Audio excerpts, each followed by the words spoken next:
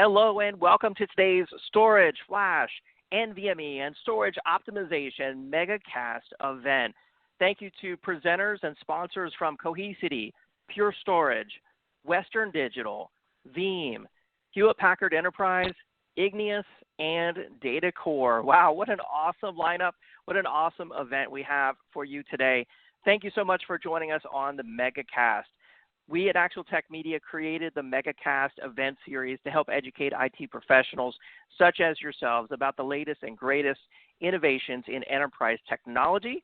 In the case of today, it's all about storage so that you can do it efficiently and quickly from your home or office. You never have to go downtown or travel across the state or country to a convention center. You can learn about the latest storage innovations right here on the Storage Megacast. And while you're doing it, we want you to get all your questions answered. We want this to be a very educational event. We have veteran storage experts lined up to answer all of your storage questions and help you with your greatest storage challenges. And oh, by the way, have a chance to win some very cool prizes as well. Now, before we jump into it, we have a quick intro video and a little bit of housekeeping to cover.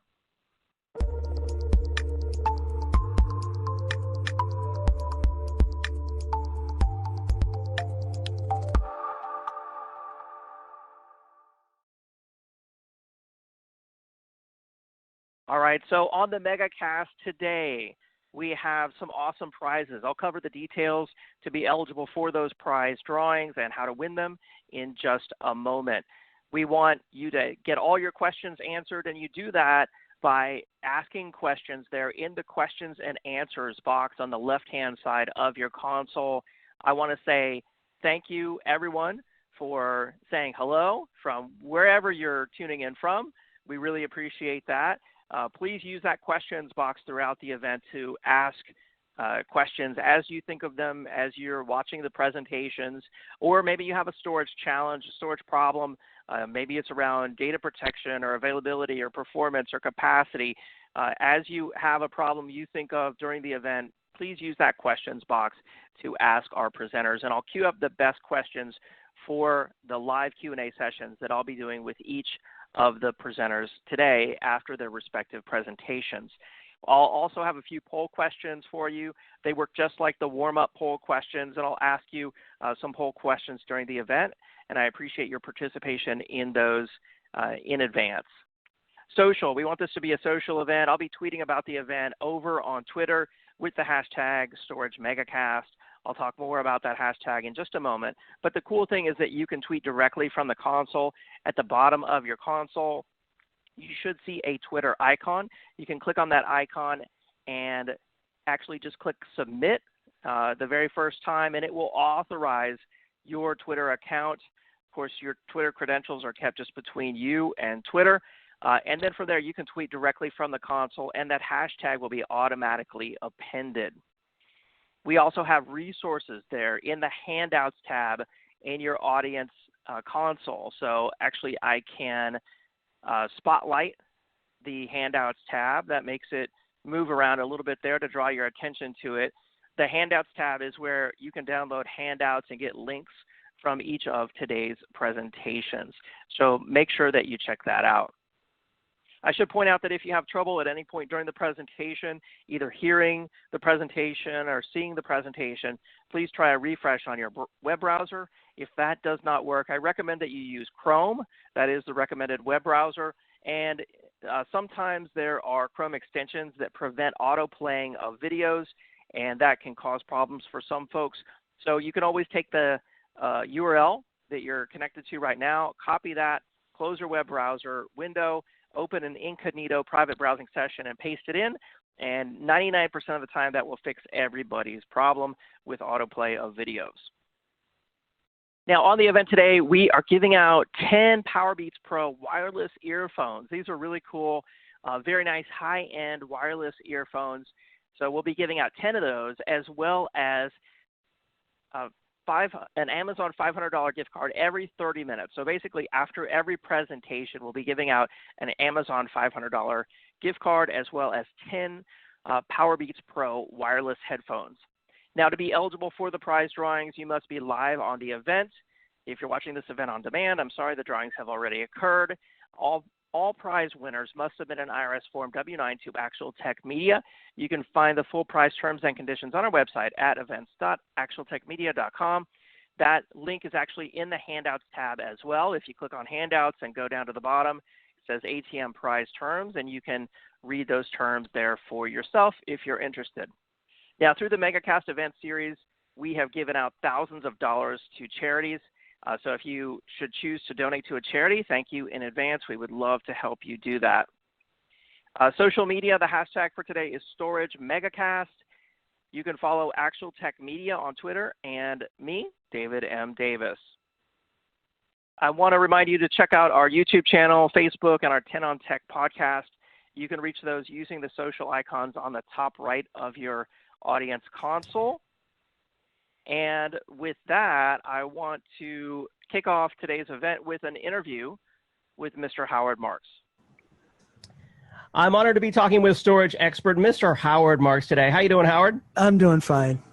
Thanks for being on the event today. You know, I've known you for many years, and I know that you have many, many more years of storage knowledge and expertise than really anyone I think I know. So it's an honor to have you on.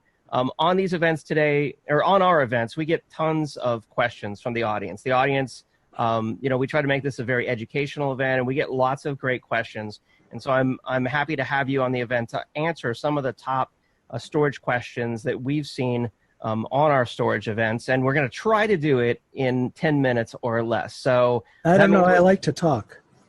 I know you like to talk, but we're going to try to go fast. Are you ready, Howard? Sure. Speed round. All right. Okay, question number one. So if we do a little bit of, you know, kind of level setting, I wanted to ask you, what are some of the challenges that you see in companies, you know, today? What kind of challenges are they facing around storage? The biggest one is just quantity. The number of factors that encourage companies to keep data longer keep increasing. You know, it started off with regulations like SARbox, and now it's big data analytics, and maybe there's value in that data later. So most IT organizations are just having trouble dealing with the volume of data and storing each of it in places that's appropriate in terms of cost. Great point. I mean, I have struggles with that on my own home personal network, and I know, you know, large enterprises are struggling with just massive amounts of data. So, you know, when it comes to question number two here, when it comes to looking for new storage solutions, why are so many companies choosing flash over spinning disk? Well, the easy answer is performance.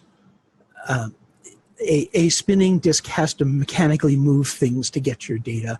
A solid state disk doesn't. That means that you can see latencies from a solid state system that are in the 500 microsecond range, where if you got 5 milliseconds or 100 times slow, or 10 times slower, you would be pleased to get that from spinning disks.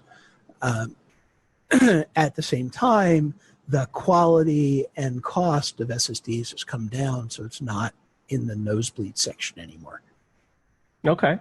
And so third question, when it comes to cost, I mean, I know you said the cost has come down, but does it make financial sense for companies to replace spinning disk with flash all the time, or like does it depend? At least in part, it does all the time. For the applications where you're going to be able to monetize better performance, you know, if your ERP system lets your data entry clerks enter data faster, then you might have to hire one fewer data entry clerk, and that means that you're monetizing that performance. For that kind of applications, for the applications where if the application runs faster, the company runs faster, of course it makes financial sense. And everybody has one or two of those applications. The next set of questions become, does it make financial sense for Microsoft Word and Excel, or does it make financial sense for other things? In large companies where you have a higher skill level in the IT department, we generally see people going with all flash arrays and secondary spinning disk storage for the data that doesn't need the performance in it, and the IT department can decide in many cases which data goes where. in a smaller organization where there's less data and less time to spend playing with it, a hybrid system makes a lot of sense. 10 or 15% of the capacity is flash. The important applications end up running there, and the overall cost is within reason. Okay, great advice. Another common question here is, should companies be concerned about the durability of flash, and is it more or less durable than spinning disk? The short answer is no. The long answer is that when flash first entered the storage business, we heard that flash had limited endurance. And it's true. Any given flash chip or flash cell can only be rewritten so many times. But what we've discovered, and what the SSD vendors have done over the past few years, is, first of all, that people write data much less than they think they do. And so that I can only overwrite this SSD 3,000 times in its lifetime is irrelevant, because I was only going to write to it 400 times anyway. We were at an analyst day at HPE about a year and a half ago, and somebody asked about endurance. And one of the HPE guys logged into their ET Phone Home analytics system and said, 85% of all the SSDs we've ever sold still have more than 90% of their life left. Wow, that's pretty astounding. So that's since the SSD vendor said you can only write this much data to it, people worried about that. The hard drive vendors never said that. They just said this is going to run this many hours. But the part you have to remember is SSDs, while they might not be as durable, are more reliable. SSDs in the field fail less than half as often as HDDs. And so durability wear out is something that's known and predictable, and every SSD has a smart counter you can query, or your array controller can query and say, what percentage of your life do you have left? And that's where the HPE guys got that data. So if an SSD is about to wear out and you have it in an array that you bought from a reputable vendor, that array nightly sends analytics data back to HPE or Dell or whoever you bought it from. And at some point, they're going to see, you only have 15% of this SSD's life left, and you have maintenance, so we're going to ship you a replacement. And when it arrives, you have to change out that SSD. But since it's all erasure-coded or rated, no problem. Nice. Okay, let's do some more level setting here. And the question is, what is NVMe, and why should we care about it? Okay, so let's start with NVMe. Stands for Non-Volatile Memory Express. And NVMe is a protocol for communicating between controllers or CPUs and flash memory, or any form of non-volatile memory, because things like 3D XPoint can be behind NVMe as well.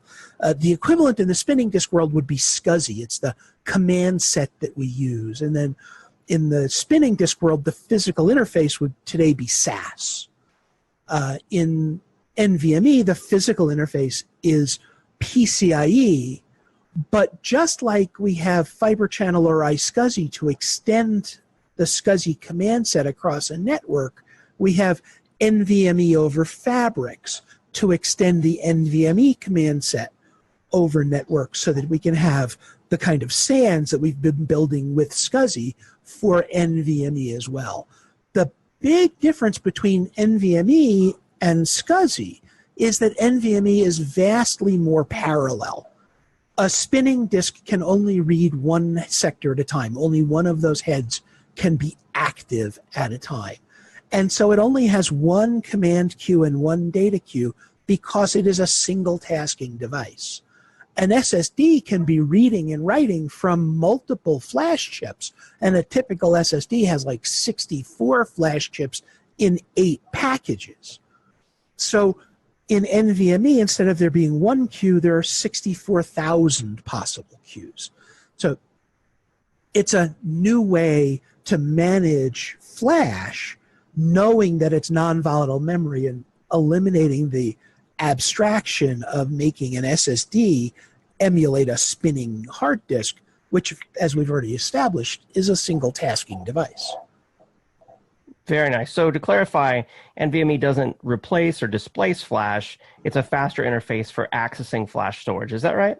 Well, yes, but a little bit narrow, because there's a new emerging memory types like 3D Crosspoint or MRAM that are even faster than flash, and most of them are available today only in NVMe packaging. So it's a way to get to any non-volatile memory, and flash is the most common right now. Very cool. Very cool. Well, we're running out of time. I want to finally ask you, where can we learn more about you and your work? So you can find me on the Twitters at DeepStorageNet. Deep Storage LLC's website, where I do my lab work, is deepstorage.net. And I poke around some other places. You can see my face and Aloha shirts on a lot of Tech Field Day videos, for example. Awesome. And I also want to subscribe to your podcast. What's that podcast? The podcast is Graybeards on Storage. Ray Lucchese, another storage analyst approaching, well, actually, Ray's qualified for Medicare, but I haven't quite yet. And I talk to a vendor on a monthly basis. And, basically the conversation starts with, tell us who you are and about your company, and gets deep and technical after that. Very cool. Graybeards on Storage and Deep Storage Net. Thank you so much for being on the event today, Howard. You're welcome, David. Thank you for having me. All right, great interview there with Howard. It is now time to kick off the Storage Megacast. I'm excited to introduce our first presenter. That is Mr. Chris Khaleesi, Principal Technologist at Khaleesi. Chris, are you with us? I am. Can you hear me, David? I can, yes, sir. Thanks for being on, Chris. Take it away. Sure. So what I want to do today is we're going to go through a couple of the new 6.4 feature releases that came out. This is all prior to VMworld, and do a couple of quick live demos of one of the features called Runbook. But we're going to pretty much walk through all this stuff as quickly as possible so that we can keep things rolling. Advancing the slide here. Why is it never works for me half the time? Oh, there we go. Double click. All right. Now I got it. Technical difficulties. This is what happens when you get electrocuted by lightning. But that's a story for a different day. So let's quick aside about Khaleesi for people who have not heard of us. I always try to do this slide just as a foundational one. So we were founded in 2013 by Mohit Aaron. He was the founder of Nutanix as well. We've had some phenomenal growth year over year, just over 300% from last year to this year. Some major investors, and we've got our logo slide that everybody has as well. But we've got a couple of large names on there and ever growing. So one of the things that I always like to talk about is how large our ecosystem is, even as sort of bridging that gap from startup to an enterprise company. But we cover a lot of different bases. We do a lot with different databases. There was an Imanis acquisition where we actually purchased Imanis a couple of months ago, added into the portfolio of the database backups. We integrate directly with various storage vendors, Pure Storage, who's on the call later, as well as Cisco HyperFlex. We've got some other things coming down the pike. And then most importantly, with all the cloud sides of things, we integrate directly with AWS and Azure. I can show some of that stuff with the Runbook today in the demo as well.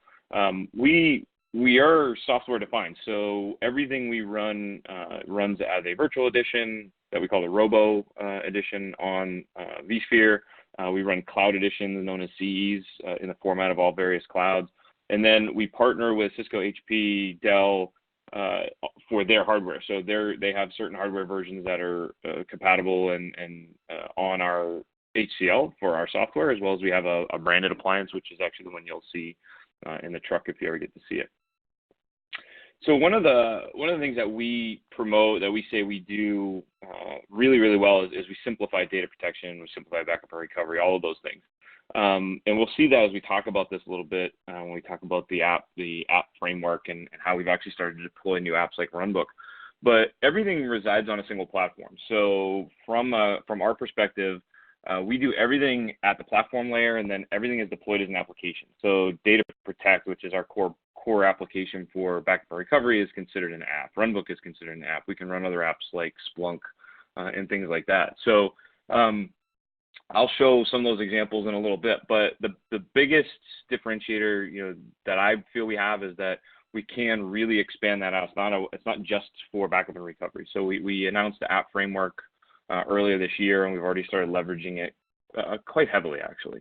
So let's talk about some of the 6.4 releases, specifically Runbook, which will actually be we'll have a video demo of it at VMworld. We've already started putting some videos together and things like that. So Runbook is considered an automation orchestration app. It's actually available on the marketplace, so we do have a full-on marketplace now where these apps are actually getting put into. And some apps are written by Khaleesi, other apps are written by third party like iManus or ClamAV, and then we will post them out there for people to download and install on their clusters. And we can talk about the app framework a little bit and how it works if we have some time. So what this actually does is it provides a canvas-like design and deployment. So there's a design aspect. So then we can design it on a palette, and we can validate it, and we can actually go and execute it. So this has a lot of potential today. In version 1, it can do so much, right? And then we're going to add into it some additional functionality. But the idea behind this is for customers to be able to build a runbook based on the backup data and virtual machines that we've already collected within the platform off of vSphere and other targets, and then actually do automation against it for recovery, whether it happens to be recovery to another virtual center, whether it happens to be recovery into the cloud, etc. So this is going to be a very powerful tool. We expect a lot of questions around this at VMworld. Some of the benefits behind this is it is graphical, so you can actually use the palette, drag and drop some things around. You can inject scripts into it. You can test and validate it so that you don't see any errors. You can do a full-on execution of it. So it's been well thought out as far as how we want the user to interact with it, but it is deployed as an app on the framework within the Khaleesi data platform.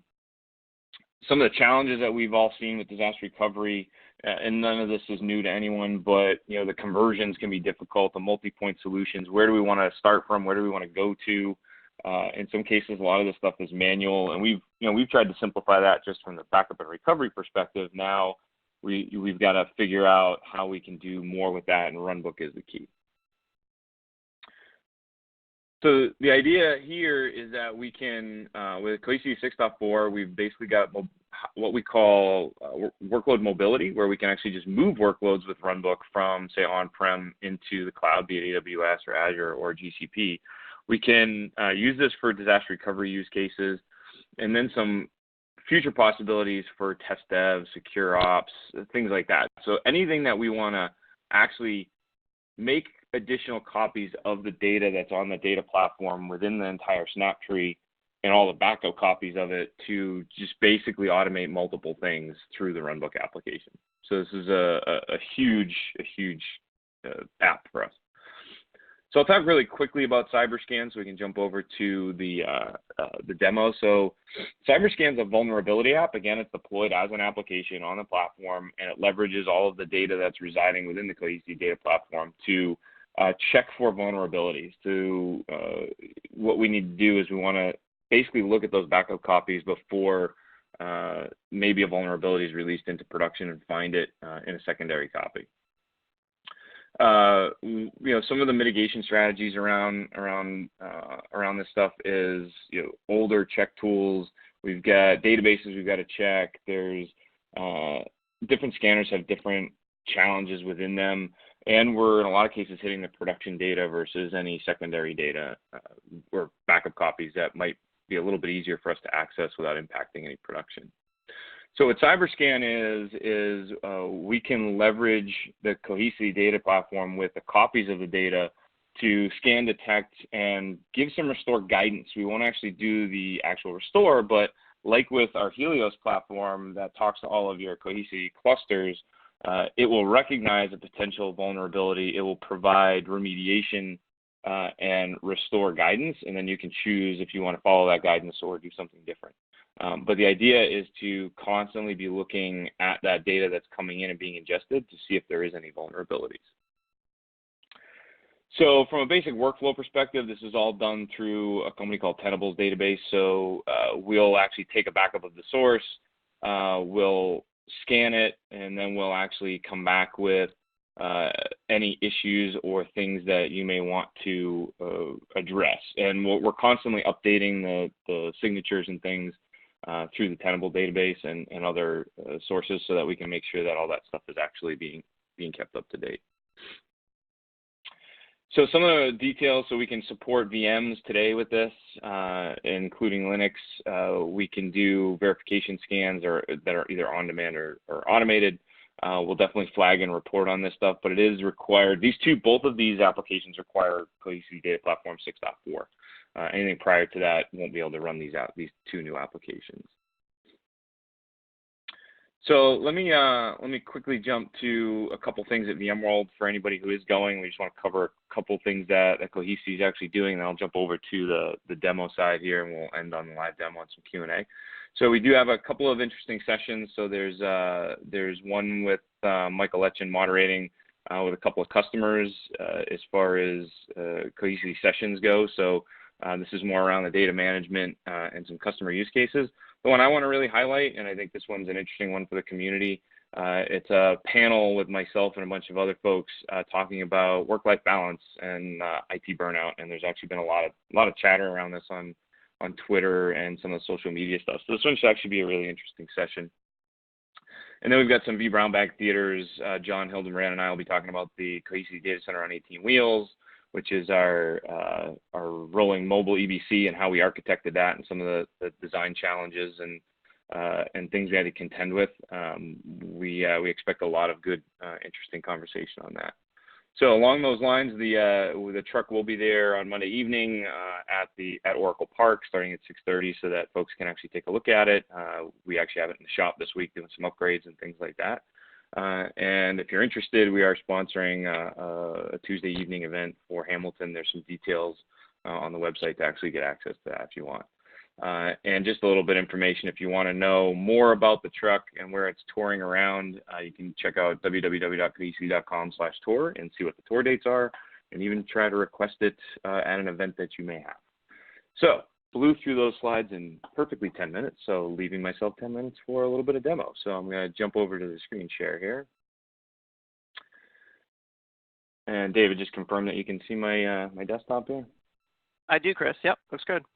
Okay, perfect. So first thing I actually want to show is the app ecosystem. So it's marketplace.khaleesi.com. From I think our last chat, David, this has already kind of expanded a little bit with some of these new apps like Runbook and CyberScan, Spotlight, and Insight were there at release. And then you can see we've got SentinelOne, Splunk, and Imanus Data. So we've got some other partners actually working on apps to deploy into this. So how do these apps actually work? And I think this was something David and I talked about covering within the call. So I'm just going to log into a Khaleesi cluster that happens to be a physical cluster that is about 8 nodes, and it's running in Santa Clara. And the first thing I actually want to show is we have a new UI. So this is our brand new UI with 6.4. So this has been released. If you have seen demos previously, we used to have the menu across the top, and there was a lot of differences within the user interface. But the app framework, first of all, you download apps and you install apps from Helios. And when apps are actually installed to your cluster, you can see the listing of all the apps that are installed and which apps have an active instance. So in this case, we have Runbook and Vulnerability Scanner that both have an active instance. We can install different apps and spin them up and spin them down. So by running the app, we actually instantiate a version of it. So how this is being done is these are all being deployed within a Kubernetes framework within the Khaleesi cluster. And one of the questions that always comes up is, with Khaleesi running apps, this actually came up at Storage Field Day a couple of months ago, but, are we going to be running virtual desktops and other apps? And I always want to be clear that the apps that run on the framework are specific to accessing and addressing the data that Khaleesi is housing. So every one of these apps, like the orchestration service, is intended to spin up recovery copies of virtual machines that we've ingested and backed up. Vulnerability Scanner is actually scanning the data on the Khaleesi cluster. Same with iManus Data, it's to actually bring in database backups, right? So all of these have to have a unique purpose to run on the platform. So when we actually launch an app, different ones have different ways of accessing it. In this case, the vulnerability scanner, you launch it, it has an open app directly from, it's not going to work because I'm not on the right VPN, but it launches directly from this window where the Runbook app actually integrates directly into the data protection menu. So once Runbook is installed, and you'll see this with different apps as they come out, they'll either be sort of standalone like Splunk or Vulnerability Scanner, or they'll integrate directly into the platform. So in this case, because we've installed and instantiated a copy of Runbook, we actually have a Runbook option under data protection. And we can see here that we've actually started a Runbook that we can look at. I've actually got a couple of runs that have been deleted. But if we actually go in and edit this, we can actually look at the Runbook palette. So we can see here that we've got 3 virtual machines, and there's a couple of requirements that have to be done before you can actually use the Runbook. These 3 VMs have to be in a protection job, so they have to be already sitting on the platform. Depending on where we want to actually spin them up, in this case, it would be AWS. We have to have what's called a cloud spin operation happening with each backup job, which essentially syncs a copy of the data up to AWS. And then you can pick those VMs, right? So in this case, a very simple Runbook. Our destination, although it says Khaleesi CE, this is actually an AWS destination if we were to actually open that up. But what we'll do is we'll actually send this to AWS, and then we can actually put pauses, we can run scripts, we can do all of these different things here, right? So if we actually, I deleted that, so I can drag this back over and put it right in. And that's where it will drop it to. So you can actually see how this is basically drag and drop. So we could have a different list of targets. Again, this target happens to be an external destination for AWS. And then what we can do is we can actually validate this and see that this is actually it has everything that it needs. So this doesn't actually run it, it's just running the validation. And these will get more and more advanced as the application grows. Today we can do some of the basic stuff, but here we can see that this doesn't have a target profile, so we'll have to go back and actually fix that. So it does give us warnings and things like that once we actually build it. We can create any number of these, and as I said, this one was actually run as a test, and then we could see the executions on it within the list and see how it actually performed and that everything worked when it was actually tested. So I'll have to go back to that one and take a look at what happened. Multiple people work on this one as we go. A couple other things I want to point out with the new UI is because everything is kind of moved around a little bit. All of the protection jobs still look the same, and all the core functions and things like that we have haven't really changed within the UI. What you're starting to see is just a little bit more of a user-friendly method of putting things on the left-hand side instead of across the top, and then moving around through the system, trying to find the easiest way to get this stuff. So we actually added something called file services, where I think we had it named something differently. This is where we can actually do our file services for NFS and SMB. So it's getting a little bit more intuitive as far as the kinds of things that we're presenting. Data migration is something new that's actually coming with 6.4.1, I believe, but we've put it in the UI, and then we've got all of our other stuff like test and dev, which has been there for a while.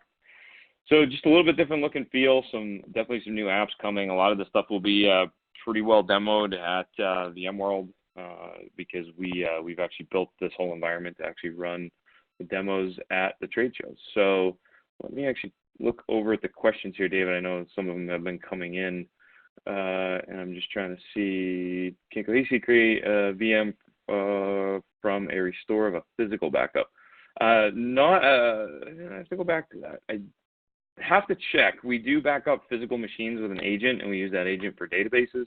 As far as actually restoring that from a physical image to a virtual, I could probably make it work if the agent was installed, but because we're backing up a physical with the agent, there might be a workaround for that. So I'm going to actually give me something to play with now. Appreciate that, Chris.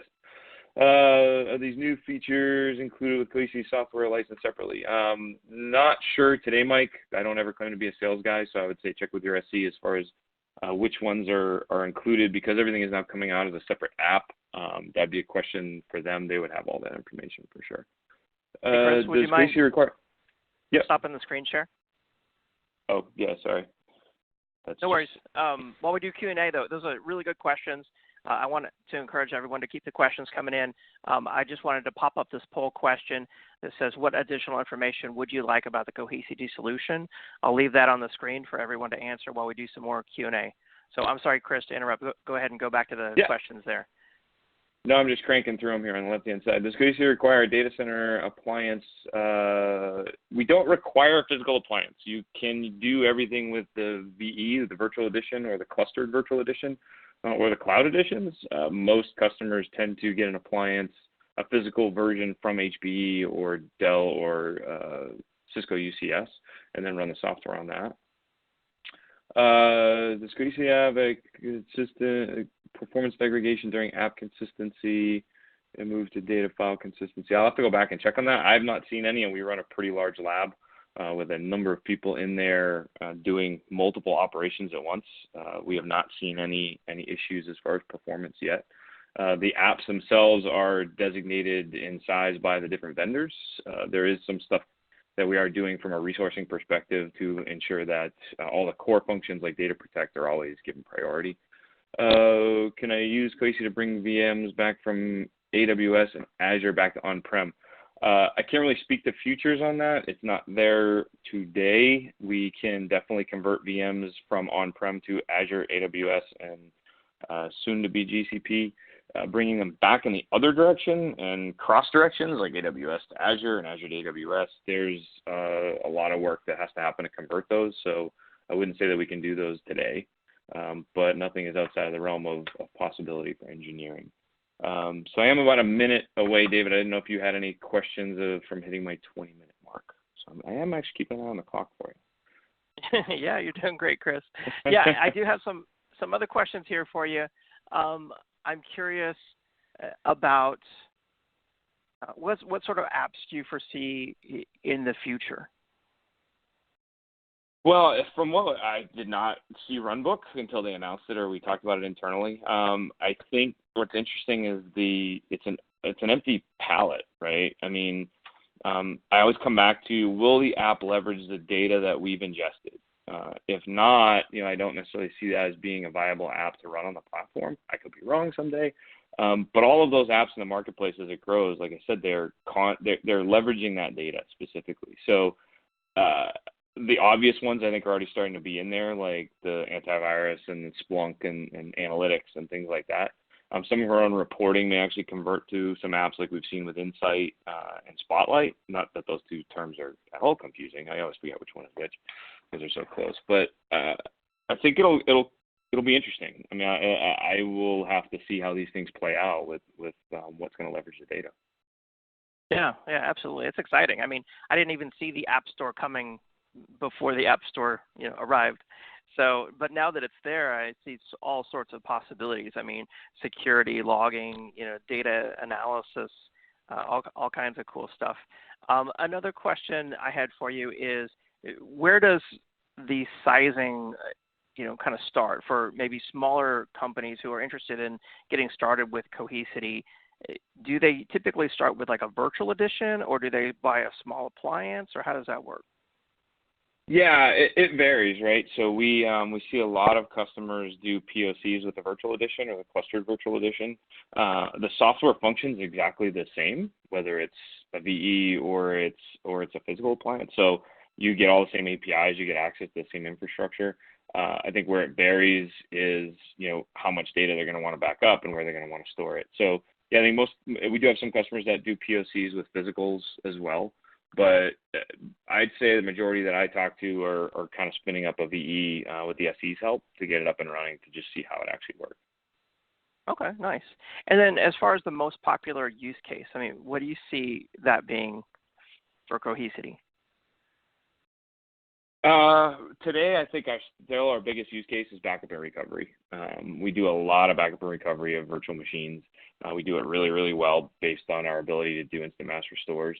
I think every company is always going to have their 60 to 70% use case. That's ours. I think as we start to leverage that data more from the Runbook perspective and disaster recovery and more automation, I think we'll start to see more DR use cases as well.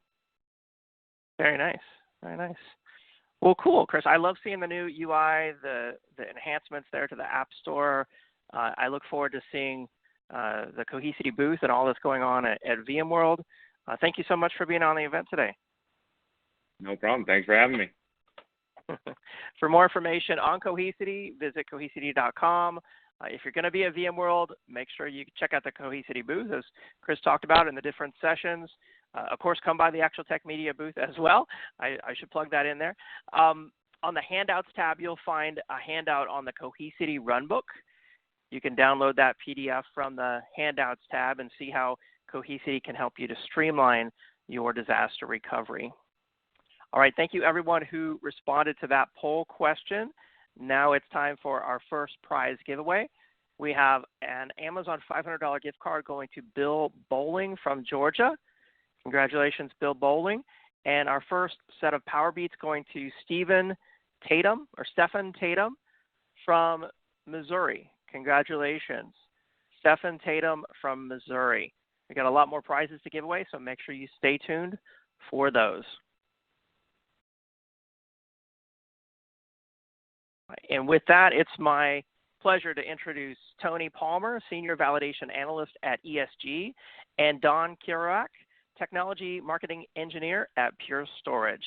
Tony, Don, take it away.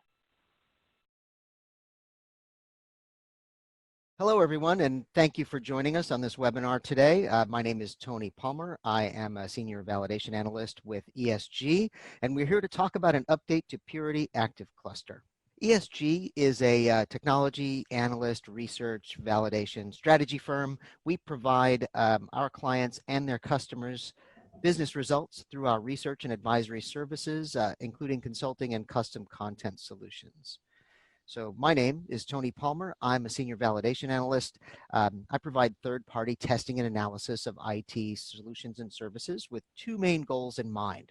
One, to discover whether a product works as advertised, looking at areas like performance, scalability, efficiency.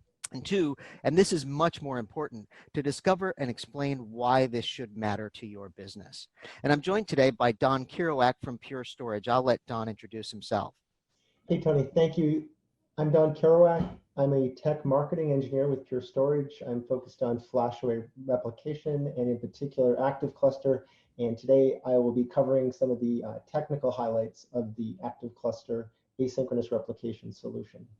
Thanks, Don. So let's dive right in. We performed, we being ESG, hands-on testing of the Pure Storage Purity Active Cluster with two main goals in mind.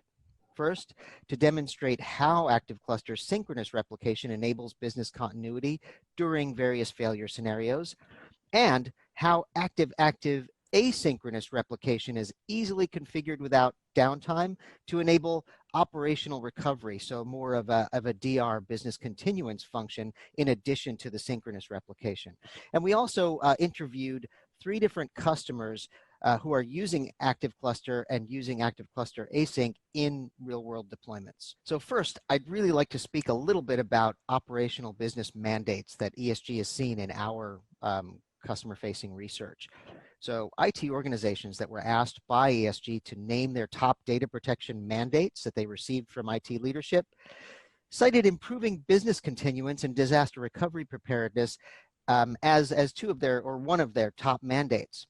In another survey, business continuance and disaster recovery programs were called out specifically as one of the areas that would drive the most technology spending in 2019. And to me, this is not very surprising, right? Organizations do everything they can to maintain business continuity and recover immediately from outages, as these outages would significantly impact their competitiveness and their profitability. The cost of downtime is really enormous. Depending on the industry, organizations can lose hundreds of thousands to millions of dollars for every hour of downtime. When ESG surveyed organizations about impacts that can result from downtime and data loss, The most cited were loss of customer confidence, direct loss of revenue, and missed business opportunities, all critical things.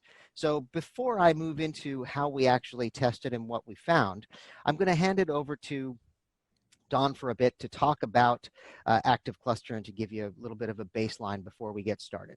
All right, and as Tony mentioned, Active Cluster is the feature of the flash array that enables continuous business operation as well as the out-of-region business continuity that we're after in today's modern IT environment. So in the screen, I have Active Cluster configured with 2 flash arrays. The orange volume in the middle represents a volume that spans both of those arrays, shared storage across multiple data centers. And then at the top, we have the Pure One Cloud Meteor, which is a simplifying part of our solution that basically does the quorum, the objective observing that's required anytime you have 2 flash arrays. And that's all managed, monitored, and patched by Pure. Pure customers don't need to be concerned with that aspect of the solution. Although if they don't choose to use cloud to do it, there's also an on-premises virtual machine that can be used. The solution enables Oracle RAC, SAP, VMware Stretch Clustering, Microsoft SQL deployments to now be protected across multiple data centers. So in the event that one site is lost or perhaps loses power, the remaining site can continue transparently without disrupting those applications. And now with the addition of active-active async, we're now able to provide an out-of-region copy virtually anywhere on the planet to give additional business peace of mind for customers that demand the highest levels of availability, all of it included with the Purity Flash Array. Some of the highlights, ESG has gone through and validated many of these. I'm sure Tony might touch on a few of them as he goes through, but Active Cluster does provide that multi-site read-write enabled copy of data. Transparent failover is part of the solution in that one flash array going offline doesn't disrupt applications. Failover happens automatically without administrative intervention. And now async, out-of-region replication, is also part of the solution, providing 3-site business continuity, all in a simplified format, very easy to deploy, and no licensing or bolt-on appliances are required to get to that.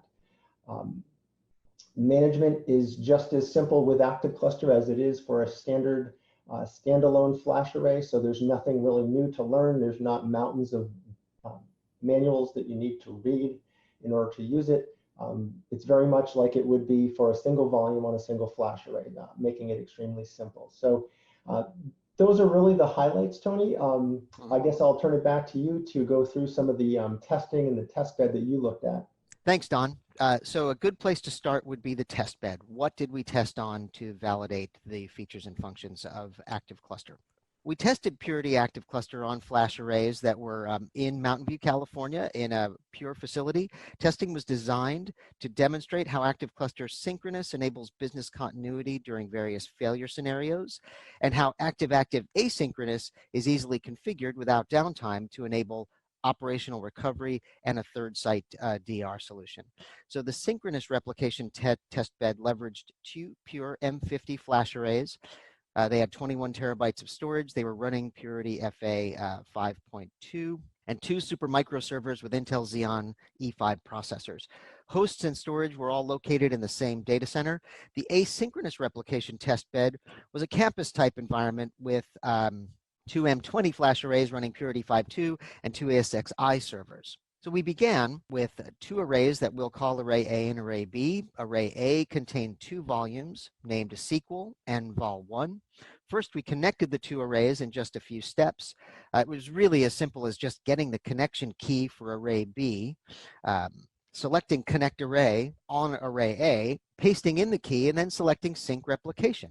Array B then appeared in the Connected Arrays screen, showing it was configured for sync replication and showing the management and replication addresses. And at this point, we simply moved the SQL volume that was active and was actually running a workload into a pod and stretched the pod to the other array. We completed this in seconds with just a few clicks. Next, we tested several failure scenarios. Testing began with the same two pure flash arrays with the SQL database and an active-active stretched pod between the arrays so that writes were synchronously replicated and both arrays supported read and write activity. We used the Pure dashboard to monitor the running workload via charts of latency, IOPS, and throughput. And this enabled us to view I/O status during each failure scenario. So the first test demonstrated what happens during the failure of one of the redundant controllers in a single Pure array. This view shows array B with a purple line showing mirrored writes as the failover from the primary to the secondary occurred.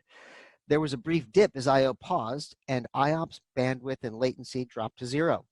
Once the controller failed over, operations resumed, including mirrored writes, and there was no data loss, and there was no interruption in service at the application level.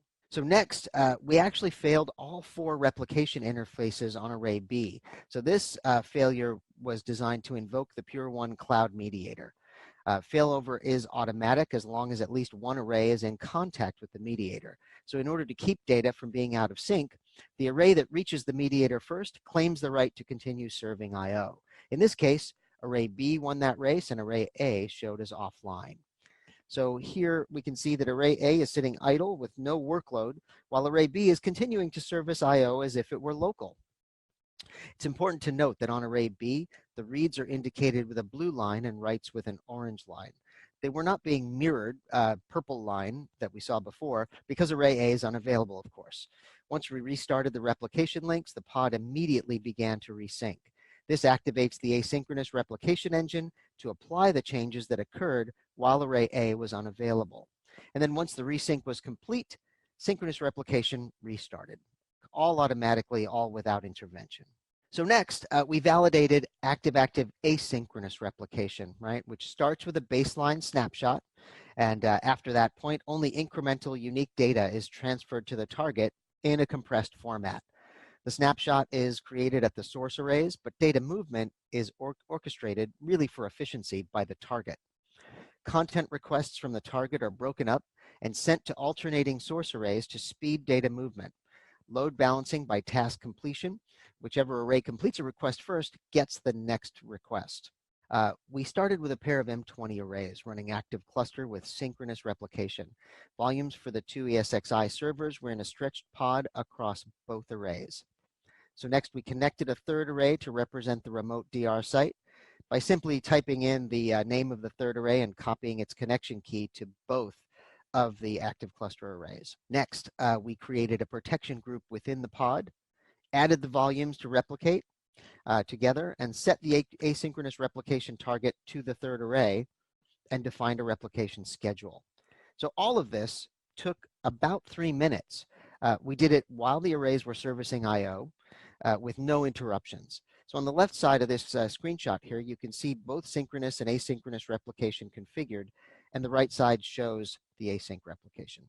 So at this point, I'd like to turn it back to Don for a few minutes to talk a little bit in a little bit more detail about active cluster, active-active async. Hey, thanks, Tony. All right, so as Tony mentioned, let's take a closer look at the active-active asynchronous replication. To start, the active cluster solution that we've talked about requires 3 flash arrays, as you might imagine, 2 for active-active active cluster, and then a third array for the asynchronous target. We also need Purity 5.2, which was what ESG tested and was using during their validation. And then finally, we need some IP connectivity between all of the arrays. So active cluster, those 2 arrays would need 10 or 25 gigabit Ethernet connectivity. And as you imagine, you're doing synchronous replication, you need low latency and lots of bandwidth. However, the third array can be connected over a higher latency and lower bandwidth link. So from a bandwidth to your third remote site perspective, requirements are much low, pretty much unlimited latency to that third site. And then finally, the mediator, as Tony mentioned, can be either on premises or it can be the cloud. We don't have a hard requirement one way or the other, whichever meets your needs is the one that you can select and go with. So as you saw in the GUI screenshots that Tony had shared, we started with a single flash array with a protection group in volume A inside of it. And that array was connected to an out of region, an async DR target, if you will. And we set it up so that we're doing snapshots. Those dotted 1, 2, 3, 4, 5 volumes you see represent the snapshots that are landing there. What we're able to do with active-active async is we're able to actually stretch that volume by stretching the pod. The protection group kind of goes with it. We're actually able to stretch over to a second flash array. And in stretching, we're actually able to then connect that third array to the array we've attached to. So now we get the illustration that you see. And all of this has happened automatically without any intervention, without any disruption. And it's created a situation where the pod now contains a protection group, and regardless of where that pod continues servicing I/O, it's still able to send the replication data off to the third array. So now, let's say there's a problem, the links fail between the two flash arrays, one of them loses power. We're able to get the behavior shown where the protection group keeps the volume online and the asynchronous replication going off to the third site. There's no need to re-baseline. There's no need for an administrative command that says, hey, fail this over and keep going. It simply happens automatically, which makes it very, very nice, very light touch. When the link is repaired or maybe power comes back on at the site that had the problem, this solution also automatically resumes transfer from the array that went away. Again, no administrative intervention required. I think you're going to notice a theme as I talk through this, that administrative intervention is something we try to avoid. We just want things to happen correctly and automatically and not have to have anybody get paged out in the middle of the night to respond to a problem. Another interesting feature with this solution is the fact that we are connected to two identical source volumes and two different flash arrays. So if there are different bandwidth capabilities from one array, or perhaps latency is lower from one of the two flash arrays, then the target will tend to pull data across the higher bandwidth link or the lower latency link, thereby balancing the workload and making sure that we're making the most efficient use of the replication links that we have in place. So really differentiated from what you might see in other solutions where only one link is used and there's no real intelligent failover or recovery if there's a problem with those links. Contrasted with our solution where the target is in control and make sure that it uses the resources that it has available to it. That's an awesome summary. Thanks, Don. Yeah. So in addition to our actual testing, we spoke with 3 different customers, essentially to find out how they were using Active Cluster in the real world and what their experience was. And so the first one was a very short conversation. It was just about testing DR capabilities, and you can see the quote at the top there. Essentially, what they did was they just basically had set up the their Active Cluster environment, and then killed an array quite unceremoniously, right? They didn't shut it down. They just cut it raw as if there had been, a massive failure and it just, disappeared off the face of the earth. And as you can see here, they experienced 0 impact to their applications when they did that. We also spoke with a solutions architect at a global security firm about their Active Cluster deployment. They have 2 data centers that are about 12 miles apart, and they use Pure Storage as well as VMware vSphere, vCloud Director, NSX, and Horizon for virtual desktops. They've got about 1,500 production VMs, and they leverage VMware vMotion, HA, and fault tolerance. They have a software-defined mindset and a real need for consistent business continuity. So their application SLAs range from 15 to 60 minutes. Any outage demands attention from IT and application owners very quickly. The solutions architect explained that before Active Cluster, downtime required manual intervention. To get services back up and running, IT had to restore from snapshots or from secondary disk or tape.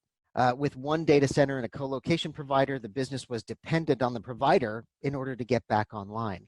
So Active Cluster essentially solves all those problems for them with automatic recovery. We also talked with the head of IT infrastructure at a European industrial construction corporation that manages refineries and large plants. The company runs 2 data centers that serve more than 35 sites worldwide. They've been using Pure Storage flash arrays for about 3 years. They have about 300 VMs in their environment, SQL databases, Citrix, XenApp, Zen Desktop, and also they're using VMware and VMware HA for high availability. So the company had previous experience with synchronous replication solutions, but found a lot more value and success running Purity Active Cluster. One thing they said, and specifically to us, was that Active Cluster installation was quick and easy and enabled them to reclaim staff time for other initiatives.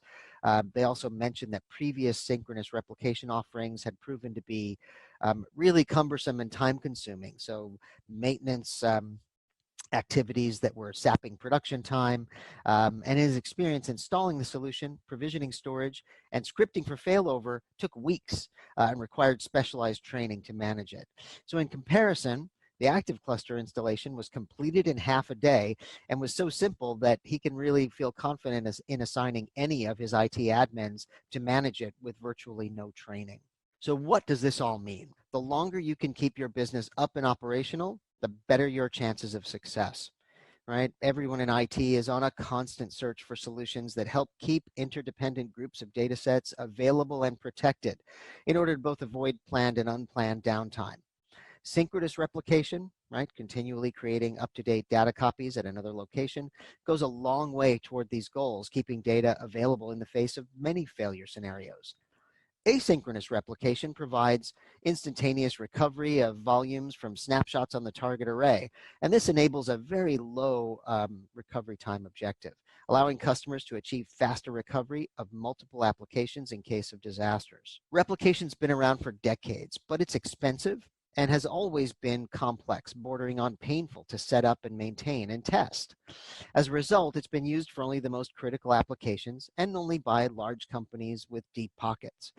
With flash arrays running Purity 5.2 and higher, Active Cluster provides both synchronous and asynchronous replication capabilities at no additional cost.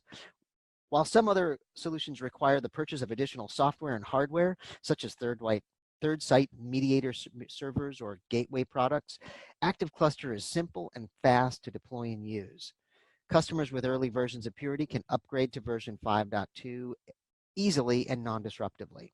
Active Cluster extends the opportunity for replication to any application and to organizations that might be otherwise lacking resources, financial or staffing, that active multi-site replication had excluded in the past. We validated that Purity Active Cluster simplifies metro region data protection, making failover transparent and effortless.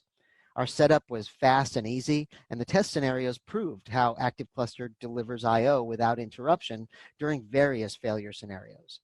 We validated the ease of setting up an intelligent, efficient, active-active asynchronous replication environment, eliminating the traditional complexity of manual setup. Both solutions were configured completely without downtime, without professional services, and without weeks of administrative effort. Pure Storage strives for simplicity, and in ESG's view, the company is highly successful at this. Active Cluster makes maximizing uptime simple and cost-effective for any application and any organization. Given the competitive advantage that maximizing uptime delivers, Active Cluster is well worth a serious look. And that's all the time we have today. For more information, you can view the technical validation report that we wrote at this link, or learn more about Active Cluster here as well. Thanks very much for your time today. Great presentation. Thank you, Pure Storage, and thank you, ESG, as well, for that interesting report. I'm going to pop up this poll question while we do some Q&A. It just says, what additional information would you like about the Pure Storage solution? We'll just leave that up. Don, are you there? Hey, David. How's it going? Going good. Going good. Interesting case study. Thank you for sharing it with the audience there. A lot of great questions have been answered, I know, during the presentation. There's one question out here that I wanted to make sure I ask you live. So Suresh is asking, This solution seems to work on snapshot technology. What if my VMs have physical RDM that cannot support snapshot replication? Sure, and that's, I think, a common, maybe a point where folks get a bit confused. So our technology is all array-based replication, whether it's, snapshots for our async or snapshots to do the initial sync between the two active cluster nodes. So we're not depending on VMware snapshots or, a VM snapshot of an RDM or anything like that. So, if you're using RDMs, no problem. Our array will take care of it. We'll treat it like a full volume, make a copy, and make it available either as a stretched volume or as a snapshot that you can mount and import into, a vCenter at a DR site. Okay, very nice. Very nice. There's another question out here, and I think Larry may have answered it electronically, but might be good to go over with the audience verbally here. What virtualization solutions or platforms, hypervisors do you support?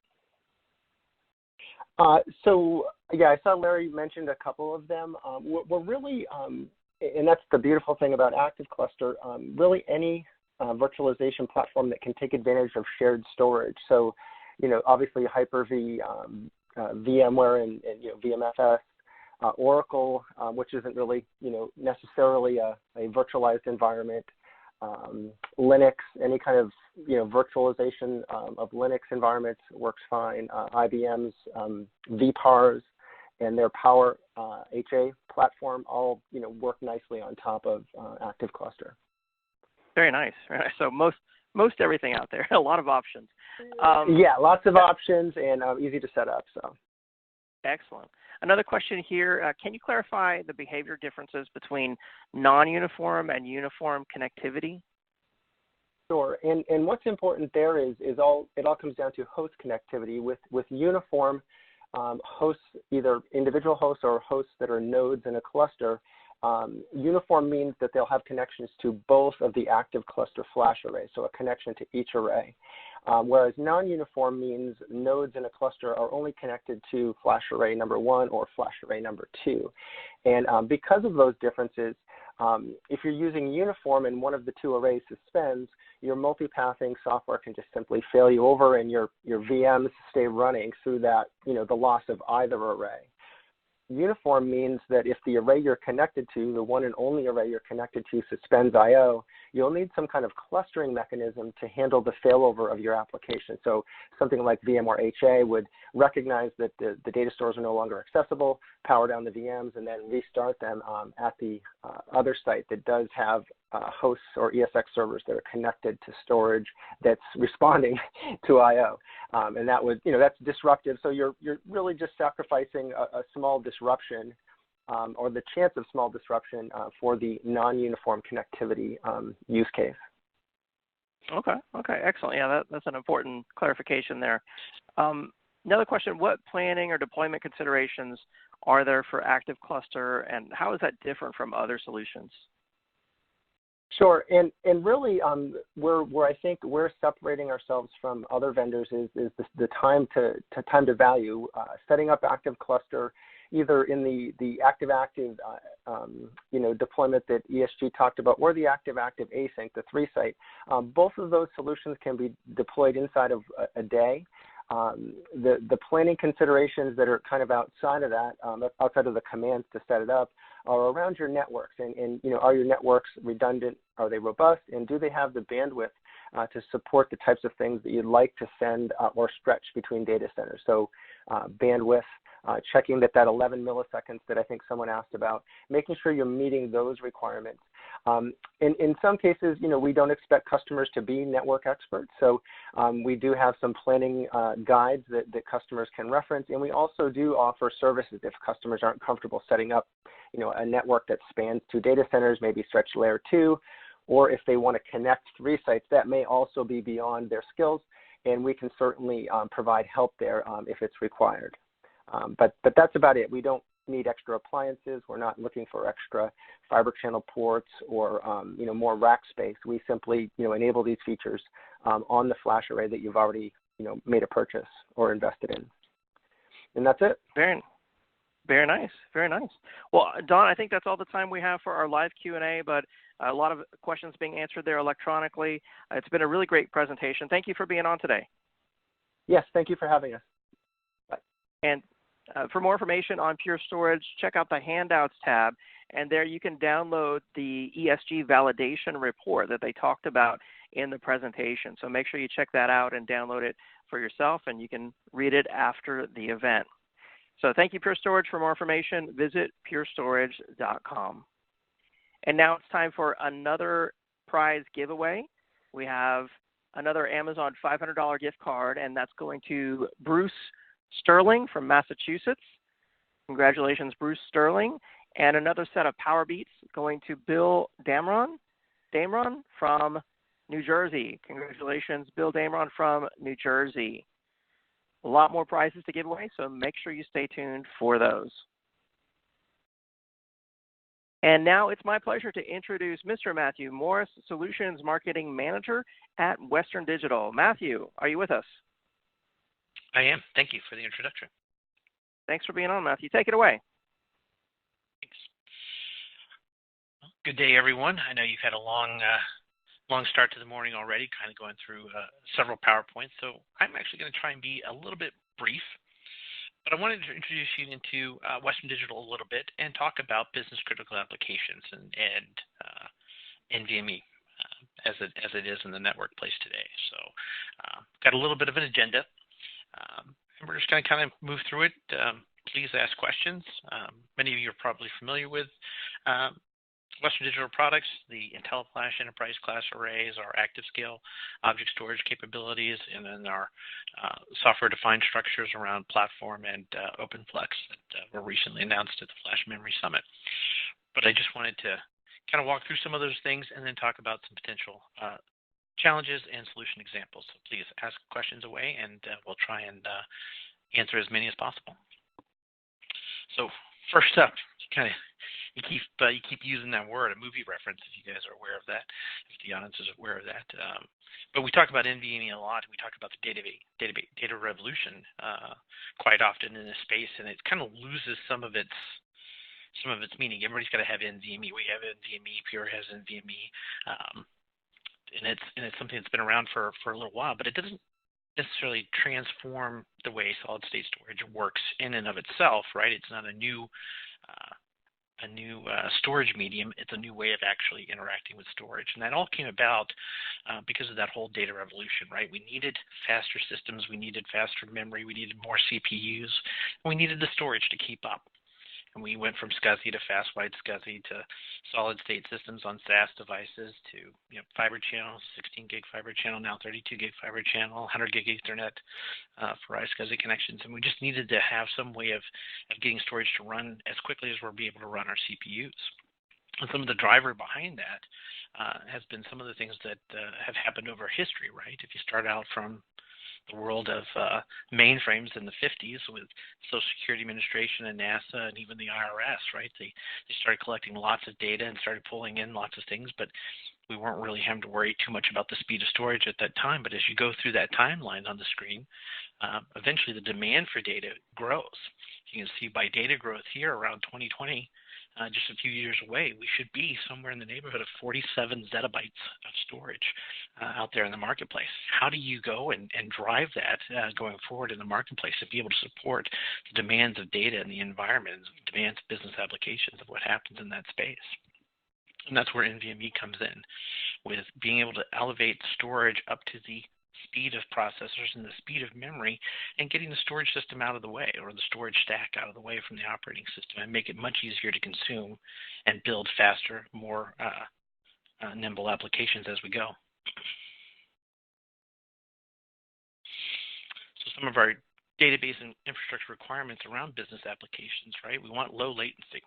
We want predictable performance.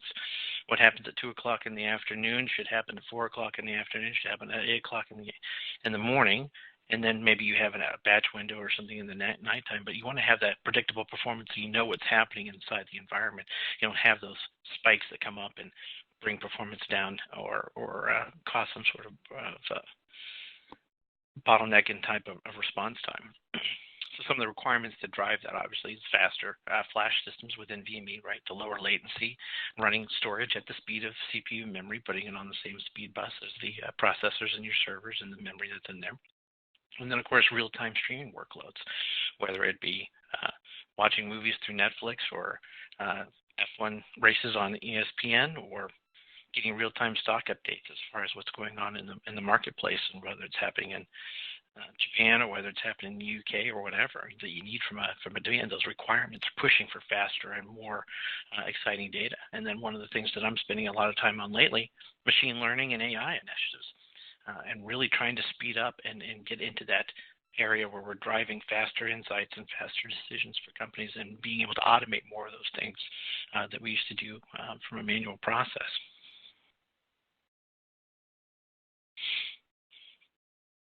Some of the use cases around that need low latency, right? We talked about AI and machine learning already, but the analytics piece of it, obviously, you're bringing systems much closer to the CPUs now with NVMe-based storage, and now enabling much faster time to data, or faster time to insights. But you also still have to do some of that extra transformation load, and there's a number of processes that be able to do that, and that demand for that data to come in, to be able to parse it out and then send it back out to this distributed environments is still a huge environment in ERP applications. If you think about eBusiness Suite or even SAP, for those customers that haven't migrated to HANA yet, there's a huge load to go and move that data around and be able to transport that. And one of the spots that we do that from a Teleflash perspective, or from a Western Digital DCS perspective, is not only do we support block storage inside of our arrays, so you're able to provide NVMe storage to your databases and your applications, but also within that same array, I can provide files level capabilities, SMB3 and NFS, and be able to support distributed application workloads where, like eBusiness Suite or SAP, have distributed business logic in their application servers, and they need access to low latency storage to be able to pick up and have working data sets, whether it's a MySQL engine that's running in the background or a unstructured data file on the backside. They need to have that not be a blocker for going into that application and responding at the NVMe speeds. So having that all-in-one system providing NVMe level access to both block and file really shortcuts the latency and demand on the applications. And of course, online transaction. Sorry, I was just reading a question that came in. So Sirius had asked, talking about NVMe, is it true that NVMe devices are not cost-effective choice for storing large amounts of data? Cost-effective is really kind of that relative term, and I'm glad you asked it that way, because in the early days, within like the last 5 years, it was cost prohibitive. You had to have a reason or business driver to really kind of go into that space. But one of the things that we see happening from Western Digital and from our peers, where we actually make the storage, right, the actual solid-state storage. We even just announced 5-bit cells at Flash Memory Summit. The prices of that are coming down, and we actually have a set of servers or set of storage solutions that the N5100 is an entry-level NVMe array just for those purposes. And it starts at about 20 terabytes of storage and allows you to scale up to, a petabyte of storage, being able to go through our product line of the 5200 and the 5800 as well as you do those upgrades. So that's changing. But then the other aspect of that, as far as the large amounts of data, what are you using it for? If it's truly a AI ML type workload, you're probably going to have very large amounts of data, and you probably still want to have that very low latency capability. But then that becomes that decision point. Does the 100 microseconds of latency that you're going to get from an NVMe solution, specifically an NVMe over Fabric solution, is that going to be the business driver that kicks in for you, that gives you that edge in that space that you're working in, whereas 500 microseconds or greater, 500 microseconds to milliseconds, good enough for large data sets. So it really just kind of depends on those pieces of it.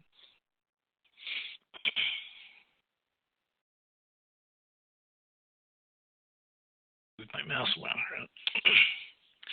So data platform evolution. I put this in here as kind of framing up the question that Sirius just asked. Somewhere inside this space, your infrastructure and your data center and your data management systems as someone of these platforms, right? You're either on the far left-hand side where you're doing business intelligence, data integration, and you're running your Sybase and your Oracle applications, and you're constrained in your monolithic systems, right? Or you're already starting to do that migration into what I would call the cloud core hybrid edge type space, where, again, back to the beginning, we use that word a lot. Does it mean really what we think it means with that data revolution piece of it? We want to have decentralized systems. We want to have speed and performance at the edge, happening on the manufacturing floor, happening at the point of sale systems, happening wherever we're touching our customers to have the most impact on what they're doing. But then we don't want to have to spend a whole lot of money and buy really expensive bespoke systems. So we need to be able to bring that cost structure down, and then we need to be able to grow it. So as data repositories increase, I need to be able to scale up that storage within that space, even at the edge. But then where I need performance and where I need to be able to do that, whether that be ETL or in a big data lake type system, I also need to be able to scale out to be able to scale the performance that goes with it. And then your pipe might be somewhere on the far right-hand side, or you're planning to be on the far right-hand side, where you've got departmental applications, you've got organizational-wide data analytics platforms, and everything is running in a distributed mode, right? The Kimball model of data management versus the Inman model of data management, going back several years to the database and information factory. But now that requires a much faster network, requires more responsive storage. Again, solid state's very good, but you might need NVMe for the edge. And I'll use eBusiness Suite as another example, where you have shared Apple Top, you have all these common file systems across all the various different application servers that you might deploy across the various different resources that you have, right? Warehouse management, orders, general ledger, orders to cash payment systems, point of sale systems that are out there. You might have systems that are specific to regions, whether they be in the UK or Asia data centers, and then have to manage all that as part of the GDPR space. Latency really matters, right? You need to be able to contact all of those systems if you have a pricing update, if you have a regulation update, employee rule set change. All that information needs to be distributed evenly and quickly across the environment. So not only does the storage have to be fast, but now that whole network, all of that's evolved to be much better and much more responsive. And you have also the integration with the cloud systems, right? If you're buying into direct AWS or direct Google cloud services for that last mile, so you have reliable latency to go with that reliable storage.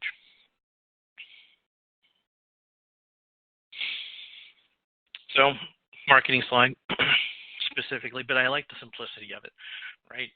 NVMe, the reason you want to really start to consider that is it does unlock the capability of flash.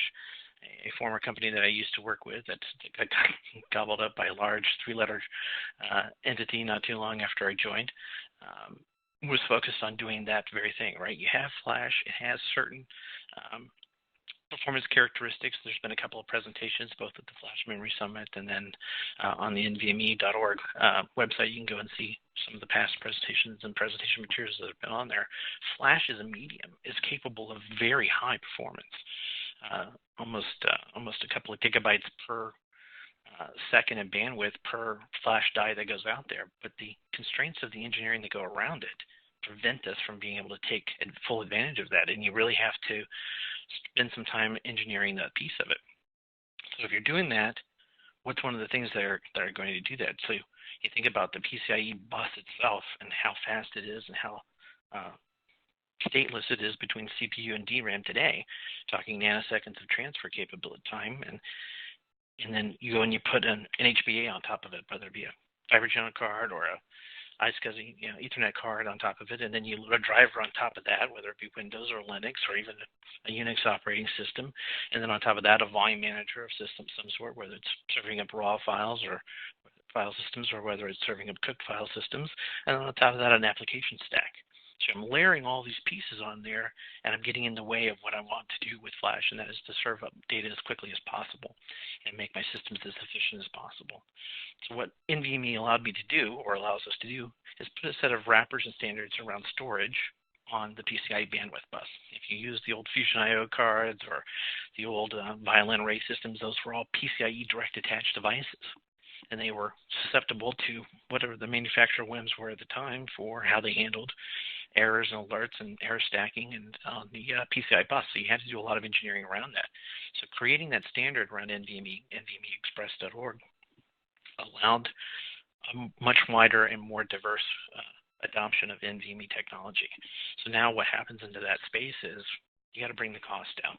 You need to make it available for customers to be able to consume and deploy, and it needs to be simple. I mean, we talk about NVMe, and I spent a lot of time on this call already talking about it, but one of the things that Western Digital has done with IntelliFlash is just made it very simple to consume. So you have multiple parallel low latency IO queues. You have all of this stuff in behind. This is why the slide's in here. 3 simple things to talk about the complexity of NVMe. And then in the user interface for IntelliFlash, you just define the LUN. I want a LUN 2 terabytes in size, and I want it to be an NFS mount, version 4, so I can put it into my VMware environment or my Hyper-V environment, making an SMB3 LUN. That's it, deployed. And simplify that environment, and now you don't need to do anything else to your application environment to take advantage of that low latency capabilities and respond to that database infrastructure with, hey, there you go, DBA, fast storage. Go run your application at, I don't like that marketing phrase, but it's the speed of memory, right? But that's essentially what we're doing. We're moving the barriers and the cost structure, but then also the complexity structure that makes deploying an NVMe network in your environment for your business critical applications as simple as possible. Point, click, deploy, set it up, and then you're onto a fabric and you're running your applications at the speed of business. Quick chart here showing you that NVMe is happening now. Kind of back to that initial question: is it cost prohibitive to go that way? A few years back, it absolutely was something you really need to have a business driver. But as I mentioned before, we're already driving that cost down into that space. So our IntelliFlash system starts with the N5100 for the NVMe systems to be our entry point. And you would pick that up near standard prices for similar capacity in the SAS all-flash space. It's definitely growing as a marketplace. The cost will come down for consumption, and then everybody will be running NVMe fabrics. I didn't put it on the slide here, so that's my fault, but it's part of our ESG report that should be part of the handouts as well. So speed, why do you want to do that? Well, 50% lower latency than all-flash arrays. So our all-flash arrays, around 500 microseconds of latency for a read-write block of storage. NVMe, just switching to NVMe and getting out all of that overhead from the operating system immediately drops it down to about a 200 microsecond latency for read-write activity, right?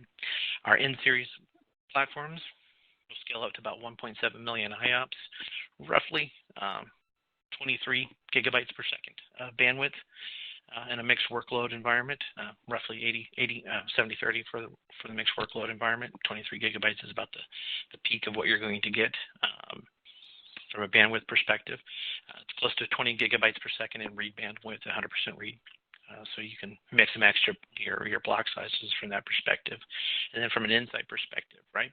We've got all the RAS features that you're looking for, all the standardizations that you expect to have in your always-on infrastructure for your data center. So 99.999% availability, simplified maintenance. All the FRUs can be shipped to you as part of a field serviceable kit.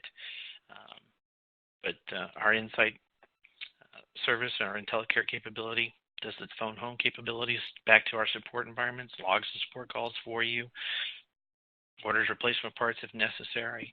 Around 90% of all service calls are actually created by the IntelliCare platform and then adjudicated through that as well as far as servicing goes. And then a decision. We offer data reduction services like our competitors do. So we compress and we dedupe data. So on databases, it's going to be about 2 to 1, 2 to 1, 3 to 1 on average for your environment. Obviously, if you go into a VDI space or client file system, if you will, you probably get closer to 5 to 1 or possibly even 10 to 1 for your data reduction capabilities. So the ability to drive a great deal of data into a small 2U environment is quite entertaining. Then again, with scaling capabilities, as you scale up, they will scale out to about 2 petabytes of storage by adding on additional flash shelves as you go. And then the higher CPU efficiency. One of the other unknown benefits or unexpected benefits when NVMe emerged and became kind of a market-leading technology is that once I removed that storage bottleneck from the enterprise, my CPUs no longer were waiting on that storage system to respond. And we saw a drop down in actual CPU utilization, right? You went from maybe 60-70% utilization, maybe even 90% utilization, and the worst case scenario where you're waiting on the subsystem, the disk subsystem to respond to that latency. As solid state picked up, that started to come down, and NVMe is just making that latency that much more impactful for what's going on. That's important for future planning. When you start looking at CPU efficiency and you used to buy a 2-socket system or a 4-socket system or even an 8-socket system and have to buy those Windows licenses or SQL Server licenses or Oracle database licenses or SAP database licenses, you paid by the core, right? And you paid a great deal of money. And if they're not busy doing physical work, if they're busy waiting, you're actually wasting money. You're wasting money on support. You're wasting money on the licenses that are there. And so now with more powerful systems coming down the road from Intel, from AMD, you can actually start evaluating the real possibility of going into just 2-socket servers with 24 cores or 28 cores per CPU, from a total of 48 to CPUs in a given system. You know, everything's just about NUMA-aware these days. Even Oracle is NUMA-aware. Enabling those NUMA feature sets for better memory management. When you have 400 or 500 gigabytes of memory in those 2-socket servers, I can now start reducing not only the server footprint, but also that licensing spend. I don't need to have as much operating system licenses. I don't need to have as great of a database license to be able to run that. What's also interesting for that pace of that space around NVMe and latency and impact is I don't necessarily always need 28 cores. If you're running a large batch-based system or a large data warehouse system, faster, fewer cores makes more sense because it's all about the bandwidth coming in. I can spin up those cores, run them more efficiently, and have a less smaller licensing footprint that's out there. Quick call out to our ActiveScale capability. One, it's an object store, or primarily it's an object store. And what that allows us to focus on is any unstructured data that's there. But it also has an S3 interface to it. So anything that writes to an S3 target primarily can use ActiveScale as a target. One of its primary use cases is with like Veeam. As I joined on earlier on, somebody was talking about virtualization previously. So Veeam is a very popular tool in the marketplace today, especially around virtualized platforms. You can have your Veeam snapshots, your Veeam backups go as and be written out to an S3 target such as ActiveScale, so you can have that on-premise capability. And as you can see, we can deliver up to 75 gigabytes per second of bandwidth for this type of unstructured data as well. The Intel Flash operating system also supports an S3 target, so you can use our snapshots and asynchronous replication to an S3 repository as well. But the other thing that's interesting is both Oracle more openly supports writing out to S3, RMAN natively, but then also Spark and other unstructured database types can be called out through the S3 interface. There are some capabilities to do that through SQL Server. I've done some internal testing with it, but it doesn't seem like that's a big push that Microsoft's going on. They simply want to drive more of their customer bases to Azure blobs, but the functionality is there, and it can be looked at to serve that need as far as building out those data structures. You'll see that as part of the solution set a little bit later on. And then we have database solution examples: analytics, machine learning, online transactions, business intelligence.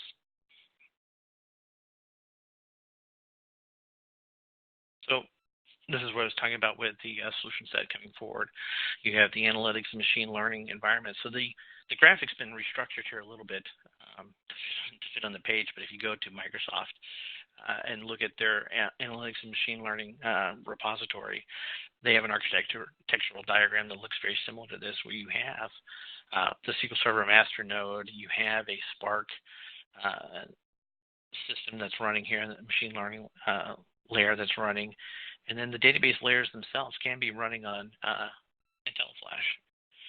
And then you also have the ability to have the Spark data stored on HDFS on the ActiveScale object store capabilities, having that all sitting on premise or geo dispersed if necessary across multiple environments. Again, up to 75 gigabytes per second in the unstructured environment, up to 23 gigabytes per second in the latency space for each one of the nodes that are deployed that are on an N series. So here with 2, that'd be roughly 40 gigabytes per second of bandwidth possible in that particular scenario for those SQL Server databases on that particular diagram.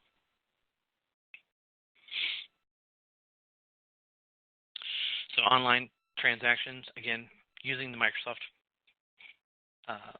diagrams just because they were easy to pull into a presentation. I didn't need to go and have to go and draw new things. So it's nice being a Microsoft and Oracle partner to be kind of leverage some of their graphics here. But this is coming from the Dynamics application ERP solution set. And again, here you can see we're using IntelliFlash as the primary source for data services, and then using ActiveScale as the backup repository. Again, it can serve as an unstructured environment as well for HDFS if you're so inclined to use that. And again, with business intelligence, you can see how it stacks again. Here we're using ActiveScale and cloud for storage systems, and then IntelliFlash systems for any SQL Server or Oracle database structures. And a little bit about Western Digital. So a bunch of engineers working on a bunch of things, but been making storage for a long time. Have not always been a forefront in enterprise storage in the marketplace, but as far as relevancy in the data storage space, we're a little over 50% of all data in the world is stored on a Western Digital device across our different products, either they're devices themselves sitting in storage, sitting in storage servers, or servers provided by our partners, or our own storage solutions that we're using that are out there. And then we give that cradle to grave type functionality. We make the silicon, we make the storage platforms, and now we actually package it up and sell it as a enterprise solution in our IntelliFlash line of products and our ActiveScale line of products, as well as the platform and environments. So wanted to kind of give you a little bit of a brief on Western Digital and kind of throw a bunch of stuff at you from enterprise applications and how NVMe impacts them. So hopefully I've covered most of that for you. If you have any questions, there's quite a few that are out here. So let's see if we can go through them. Matthew, great presentation. I'm going to pop up this poll question for the audience so they can answer that while we do some Q&A. The question on the screen is, what additional information would you like about the Western Digital solution in the slides window? So there's a number of questions out here. Matthew, any of these catch your eye? We'll just kind of go, I guess from top down is kind of how I see them. So how does performance compare between fiber channel access, SMB3, and NFS4 on the Western Digital? So that's a great question. From a block perspective, because we support both iSCSI and fiber channel, what's been interesting to me over the years, as I've been doing this for close to 25 years now, is that Ethernet has really come a long way. So you can actually get not so much best performance, but I can get more of the performance available to the array and to the fabric through iSCSI, and that kind of leads into the next thing. Our operating system is VM aware, so we are aware of, we do provide per VM management, both Hyper-V and VMware environments. So there's actually use cases where you're using NFS with VMware and SMB3 and they're about even as far as performance delta, and SMB3 with Hyper-V, where you're going to get better throughput, better performance experience over fiber channel.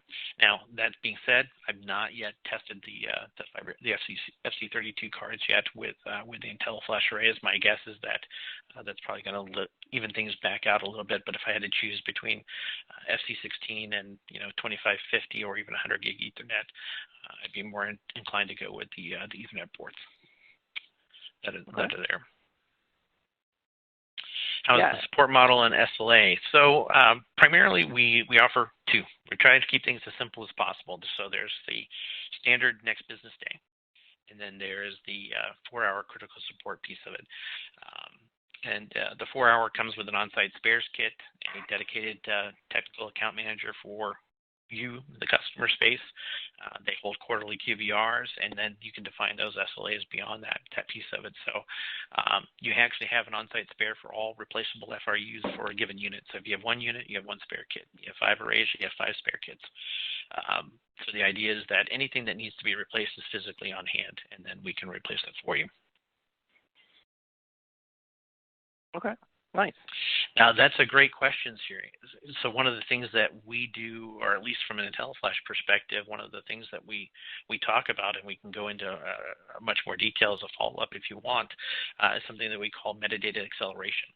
So part of what the IntelliFlash operating system does is looks at the information that's coming in and stores the library card information, the metadata about that data that's coming in. We actually keep that in DRAM and in VDIMs, depending on the size of the data that needs to be, the size of the metadata cache that needs to be created, so that lookup and that retrieval information is very, very, very fast. And then when you need to go and actually get the data that's on there, you can actually go and spend less I/O cycles trying to do that. So all writes go into memory first, and then all reads then are then proffered of, okay, here's my metadata, this is what I'm looking for, go and look at it, and then we will use a portion of that DRAM and NVDIM space to cache frequently used data as well. So you can actually get writes within 20 microseconds, completed within 20 microseconds, and reads usually are completed within 60 microseconds on average. Obviously, if you storm the system and try to do 100% read and trying to pull all 23 gigabytes of data at one time out of it, you're not going to be hitting the cache anymore. You're just going right to the NVMe media at that point. But one of the things that you'll see if you spend any time with our sales team is that we have hybrid arrays still. So customers still look for that spinning disk as the capability.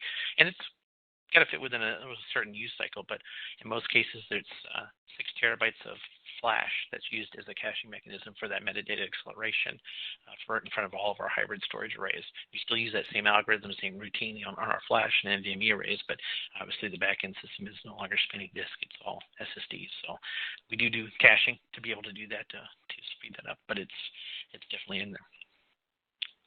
Okay. What is the big advantage in the all-flash array world? So, John, the big advantage really is going to be latency and bandwidth.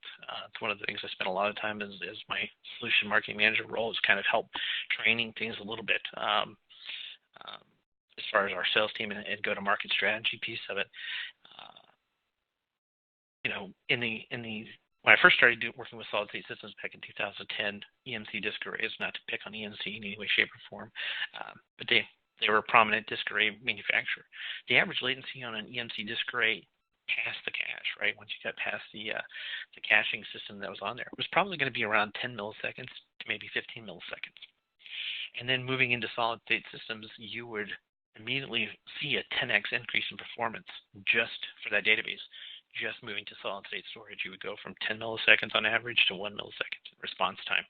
But then the bandwidth also increased, and no longer 2 and 4 gig fiber channel was good enough. You could actually go 8 gig in systems. So I didn't build it for this slide. I've actually got a platform solution that you can build out using IntelliFlash arrays. 5 arrays will provide you with 100 gigabytes per second of bandwidth and 100 microseconds of latency on block devices. So Oracle SQL Server.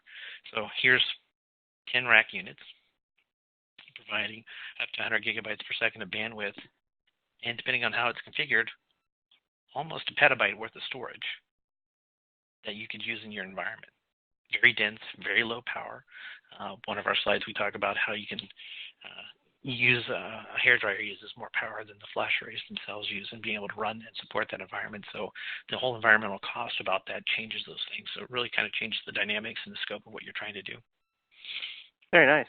Hey, Matthew, I think that's all the time we have for our live Q&A session, but Okay. maybe you could answer some of these electronically that remain there in the queue. Absolutely. Absolutely. All right. Well, great presentation. Thank you so much for being on the event today, Matthew. Thank you. For more information on Western Digital, check out the link right there in your handouts tab that'll take you to the Western Digital Storage website. And now it's time for another prize giveaway on today's event. That is an Amazon $500 gift card going to Rachel Foster of California, and another set of PowerBeats Pro. These are some awesome headphones, really valuable, going to John Fulmer from Utah. Congratulations to the prize winners. A lot more prizes to give away, so make sure you stay tuned. And now I'm excited to introduce our next set of presenters on today's Storage Megacast.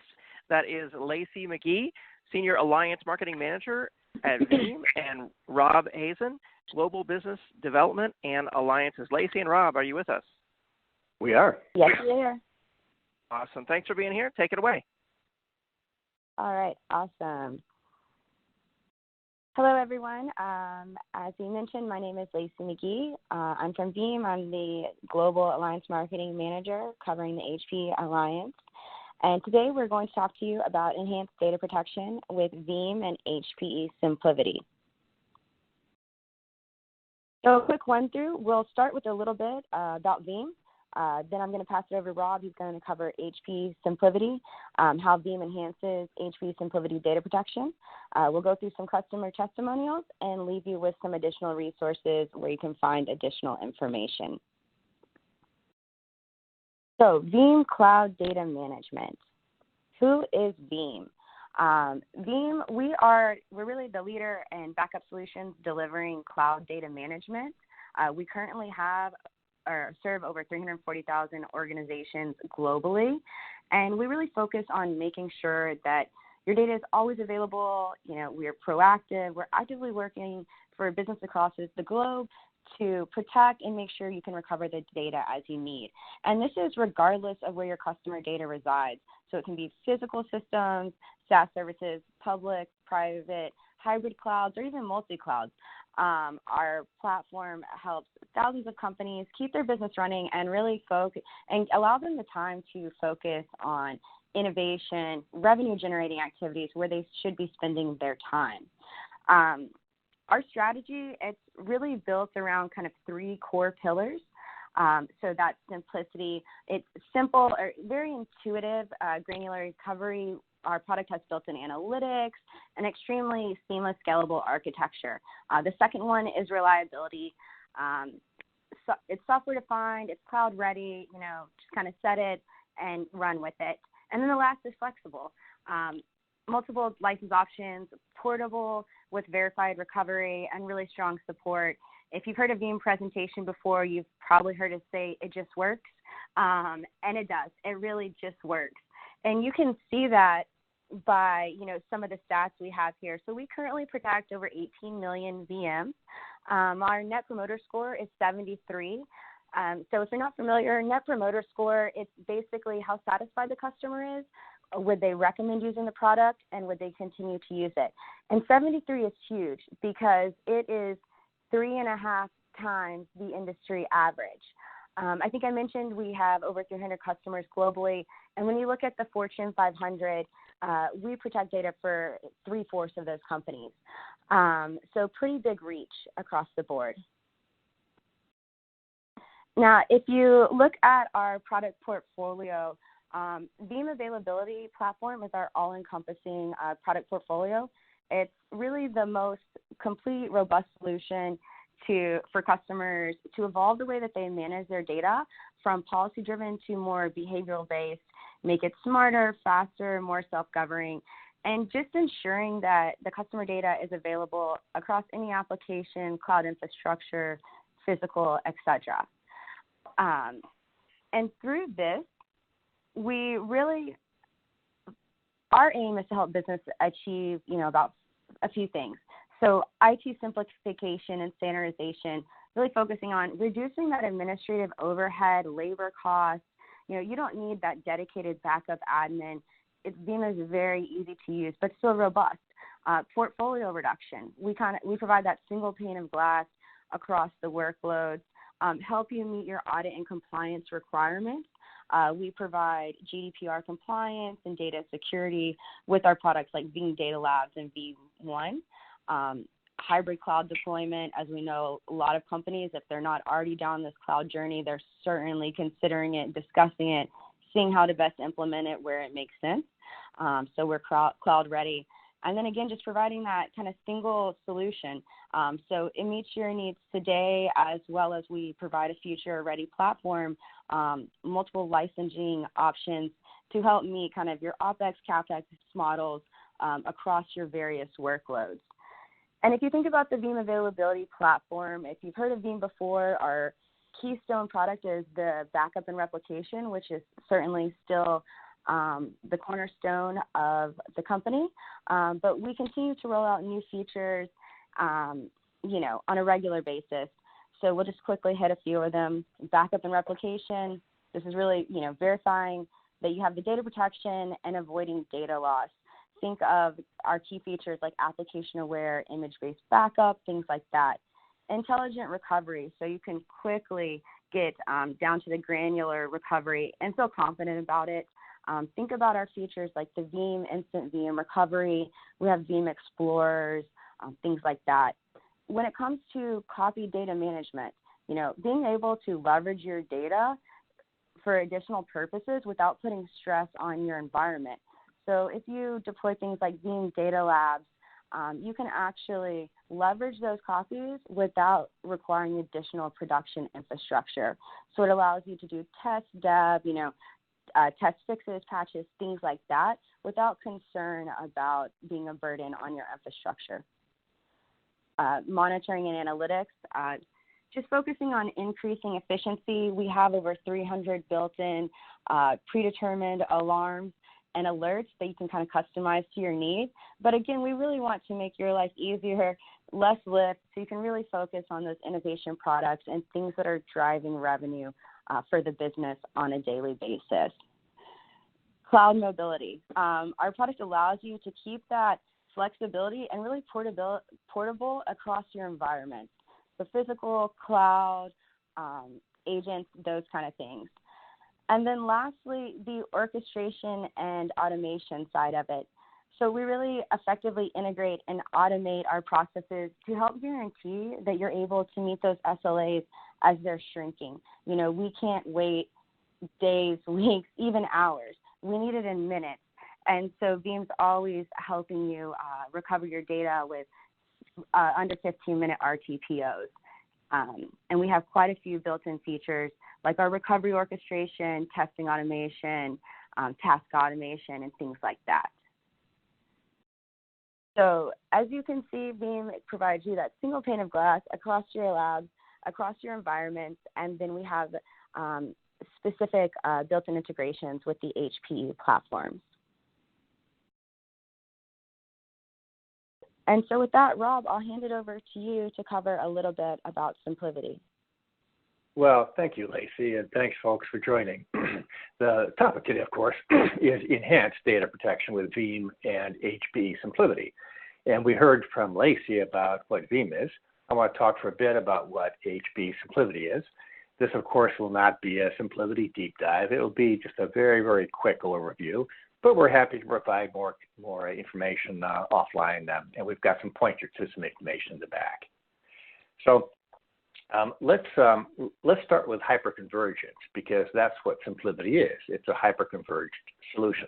You may know that hyperconverged means combining the storage, server, and network into a single platform for running virtual workloads.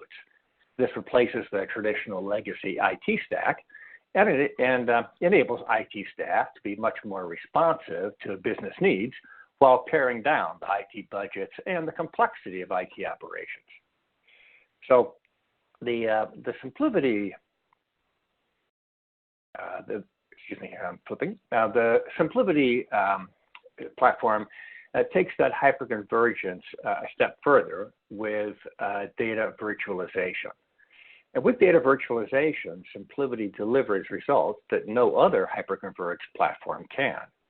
And with our unique data virtualization, we have enterprise-class reliability, built-in data protection, and therefore our customers enjoy unique business outcomes like some of the ones I'm going to show you here.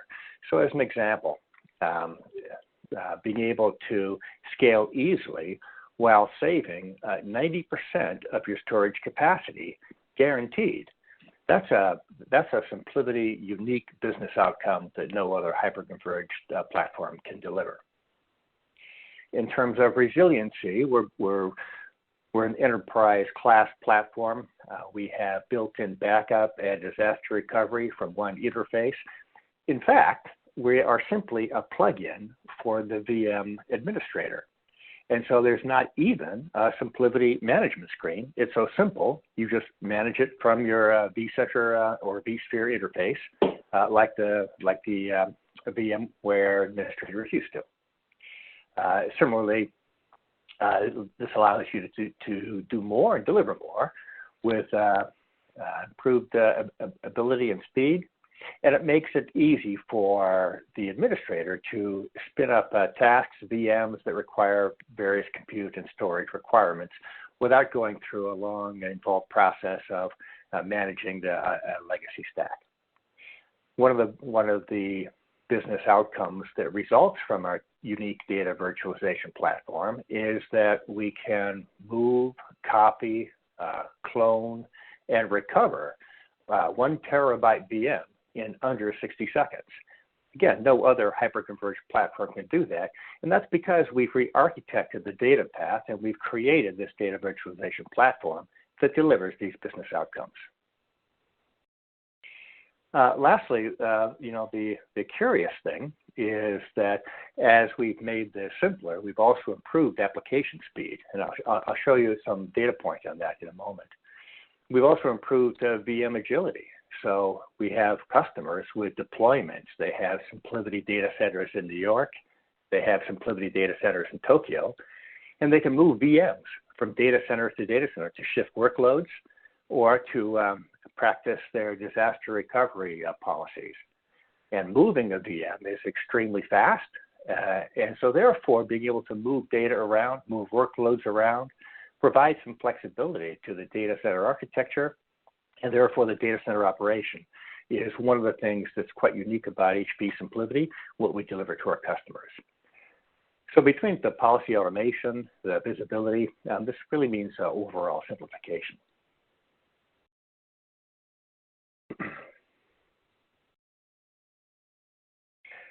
So some of these outcomes are typical of any good hyperconverged solution, like delivering infrastructure consolidation, cost savings, operational simplification. Some outcomes, however, that are only available from HPE SimpliVity, and I mentioned one, like the guaranteed 10-to-1 data efficiency. That means that you save 90% of your storage space because of not only our built-in data compression and deloop, but the way we manage data internally. So let's look at that guaranteed data efficiency. We have two ways of doing that. One is we have an accelerator card in which we offload some of the pre-processing. We also have a software-only version with a very minimal performance impact. And now if you look at the SimpliVity portfolio of products and platforms, it's quite rich to suit whether it's an edge case or a data center case.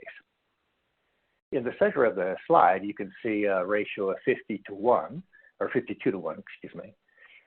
And I've been talking about a 10-to-1. And so where does this 52-to-1 come from? Well, that's actually our average customer efficiency. So that's why we can guarantee a 10-to-1, because a 10-to-1 is easy for us. So what that means is if you had 10 terabytes of storage that you required before, in the SimpliVity system, you only require 1 terabyte when the system is up and running. And you can see here that a third of our customers achieve over 100-to-1, which is just extraordinary. And these are independently validated by Forrester and TechValidate. I think one of the things that we struggle with in the IT world is the storage is exploding.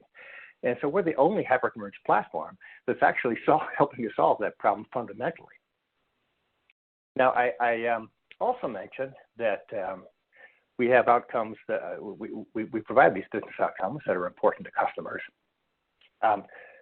One of the things that we have intrinsic to our platform is a built-in backup and disaster recovery.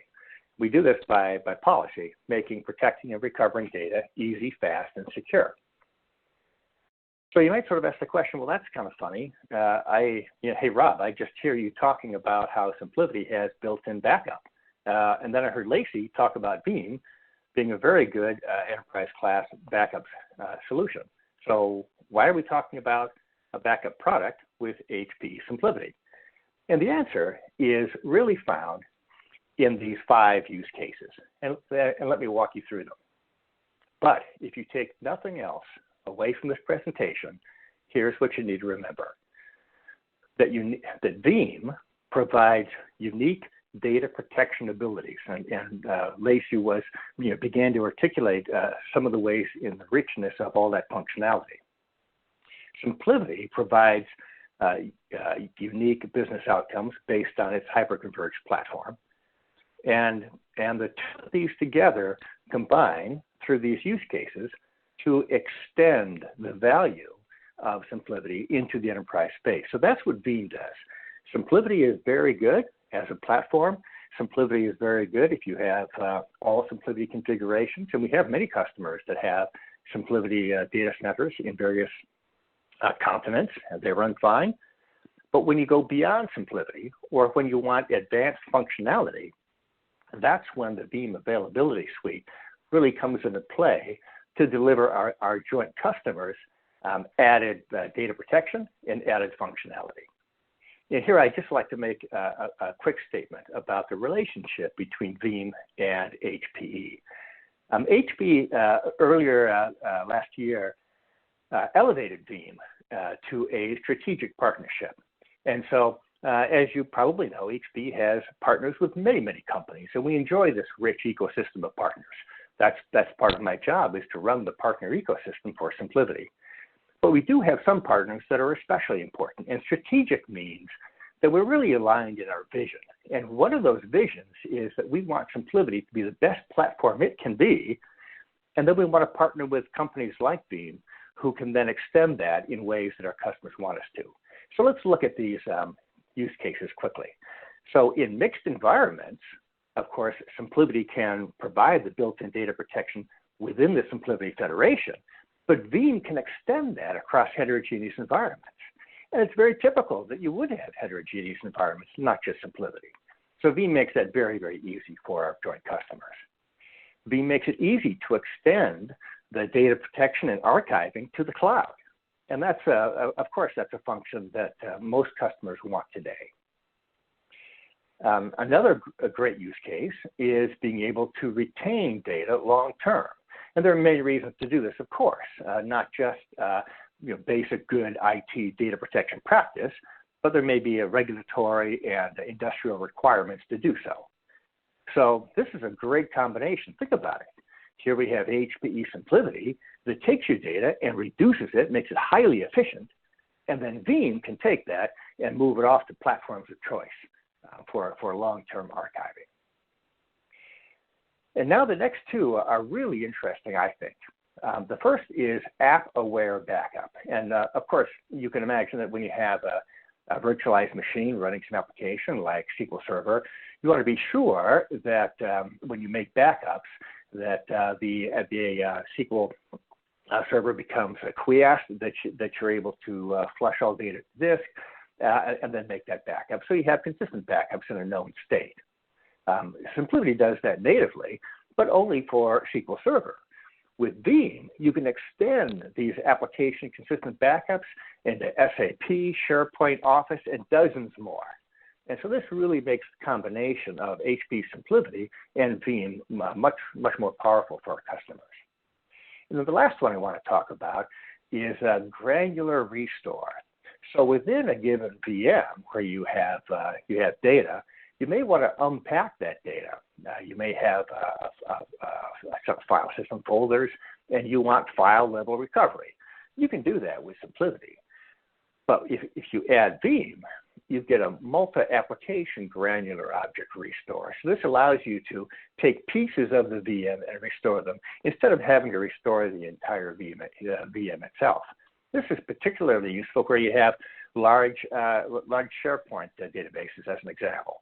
And so rather than restoring large VMs, you can go through and pick out just the specific pieces of data that you want to restore. So I've touched on these 5. These are very important. Of course, there are many other reasons why customers enjoy HPE SimpliVity and Veeam. And I'd like to turn this back over to Lacey to talk a little bit about how customers react to this in their own words.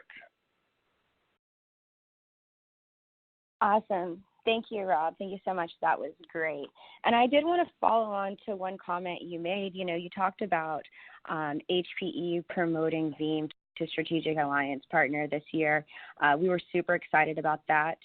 HPE in Veeam's terms, you know, we have an ecosystem as well, but we clearly say that HP is our #1 alliance. And I think that as an outsider, you can also see that through our length of partnership. We have the longest working relationship period, but definitely integration, go-to-market programs with any of our alliance partners, as well as we have the most robust breadth of portfolio integrations and products inside HP that we work with.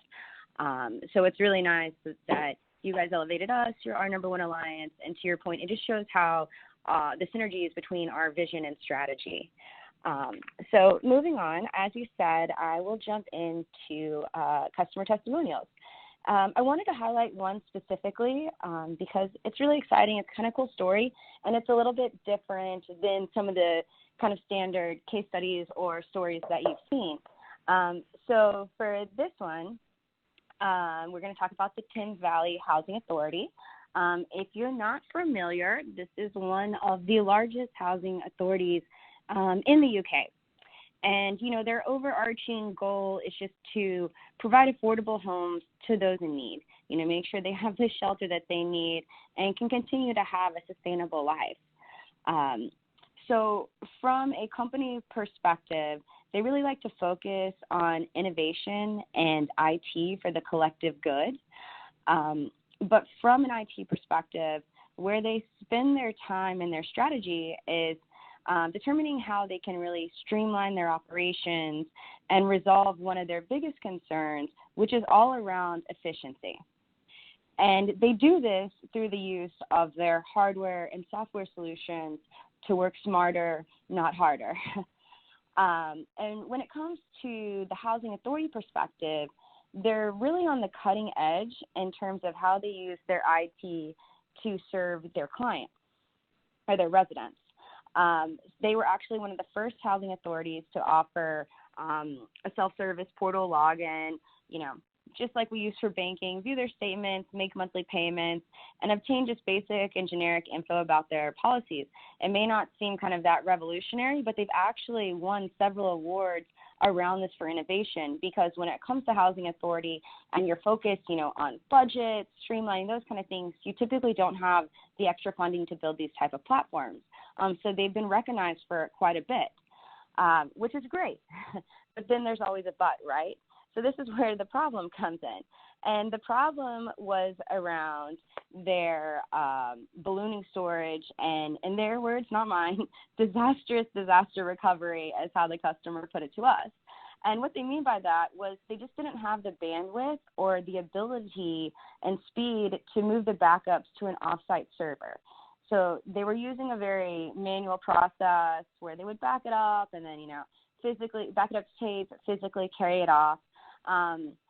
Not efficient for sure, but even more worrisome is that they only had the funds to back up about 7 days worth of data at a time. And if there was an issue that they faced, the recovery would take days and days to recover.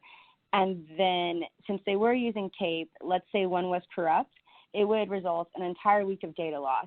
So it wasn't efficient. They knew that although they had a good system in place, it just hadn't evolved as traditional backup and recovery had evolved, and it wasn't a modern offering like they were looking for to keep up with their needs. So they started looking around the industry, and they wanted to turn to true proven market leaders. So it really started with the SimpliVity team. They did several demos, to prove it works. They brought Veeam in for the recovery piece, and from there they were kind of able to meet all of the needs and the problems that they had. Their help desk was no longer required to spend, days and days restoring, always worried about, corrupt disks and things like that. They're actually able to recover that data in less than 30 minutes. With SimpliVity and Veeam, they were able to reduce it, again, from days to minutes. And with SimpliVity's backup and replication combined with Veeam, it really set the solution apart from the other competitors that they were using. So we think this is a really cool story. It shows how we're helping companies give back to those who need and keep their business running, which is always a challenge when you're cash constrained. So that's a good one. There's a link in the slide. You can always click the link to learn more and get all the details about the solution and the benefits to the Thames Valley Housing Authority. And so before I leave you, as most marketers do, I wanted to give you a couple of resources to follow up on and learn more. So in the top box, you can go ahead and look at some joint customer case studies we had and read the full success stories. You can download our solution brief, as well as we'd encourage you to take a look in this orange box at the Veeam and HP Digital Hub. This shows exactly where, as a company, our strategies align and our key areas of focus are, the solutions we offer, the joint outcomes you can provide, and of course, you can learn all about the HPE and the HP SimpliVity and Veeam solution on that page and access several assets as well. So with that, I just wanted to tell everyone thank you. I know we're going to have some time for Q&A, but if you're looking over this slide set in the future and you have a question, you can always reach out to us at hpe@veeam.com, and we'll circle back if we aren't able to answer your questions in the next couple of minutes. Excellent presentation, Lacey and Rob. Let's do some Q&A now, and while we do that, I'm going to just leave up this poll question for the audience. What additional information would you like about the Veeam / HPE solution that you just learned about? So let's see, first question, I think this is for you, Rob. They're asking if they need to install anything on the ESXi host to be able to use the plugin in vSphere. I'm thinking about the SimpliVity plugin. Right. No, the deployment process for SimpliVity handles all of the integration with your existing infrastructure. And so the SimpliVity management screen is treated just as a standard plugin. And so that's very straightforward and typically done at system setup. Okay, very nice. And another kind of follow-on question here is about using SimpliVity. Does SimpliVity only work on HPE servers, or is there kind of a compatibility list of servers? How does that work? Yeah, so today SimpliVity works on HPE servers. Now, those that know SimpliVity's history know that as an independent company, the SimpliVity software worked on a variety of x86 platforms. But we have, since being acquired by HPE, we are available only on the HP server platform, which is actually very good for us because it's the only platform that has the demonstrated silicon root of trust, absolute certainty for security, and it's the best-selling server platform in the world. Very nice, very nice. Okay. And then another question here about Veeam, Lacey. They're asking about the new Veeam orchestrator. Can you tell us anything about that? Sorry, I'm just trying to look at the question. So what is the exact question? Are you guys going to cover the new Veeam orchestrator? Oh, sorry. No, so not in detail on this one, but I'm happy to get contact information and put you in touch with my SA. We hadn't planned on covering the orchestrator in this call.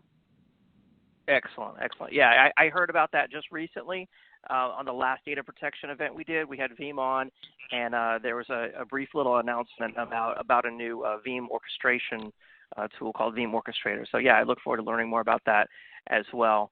Another question here is about the support between Veeam and HPE SimpliVity. If I'm using SimpliVity and Veeam and I have a question, kind of how does that work? Is there a joint support arrangement, or what do you all recommend?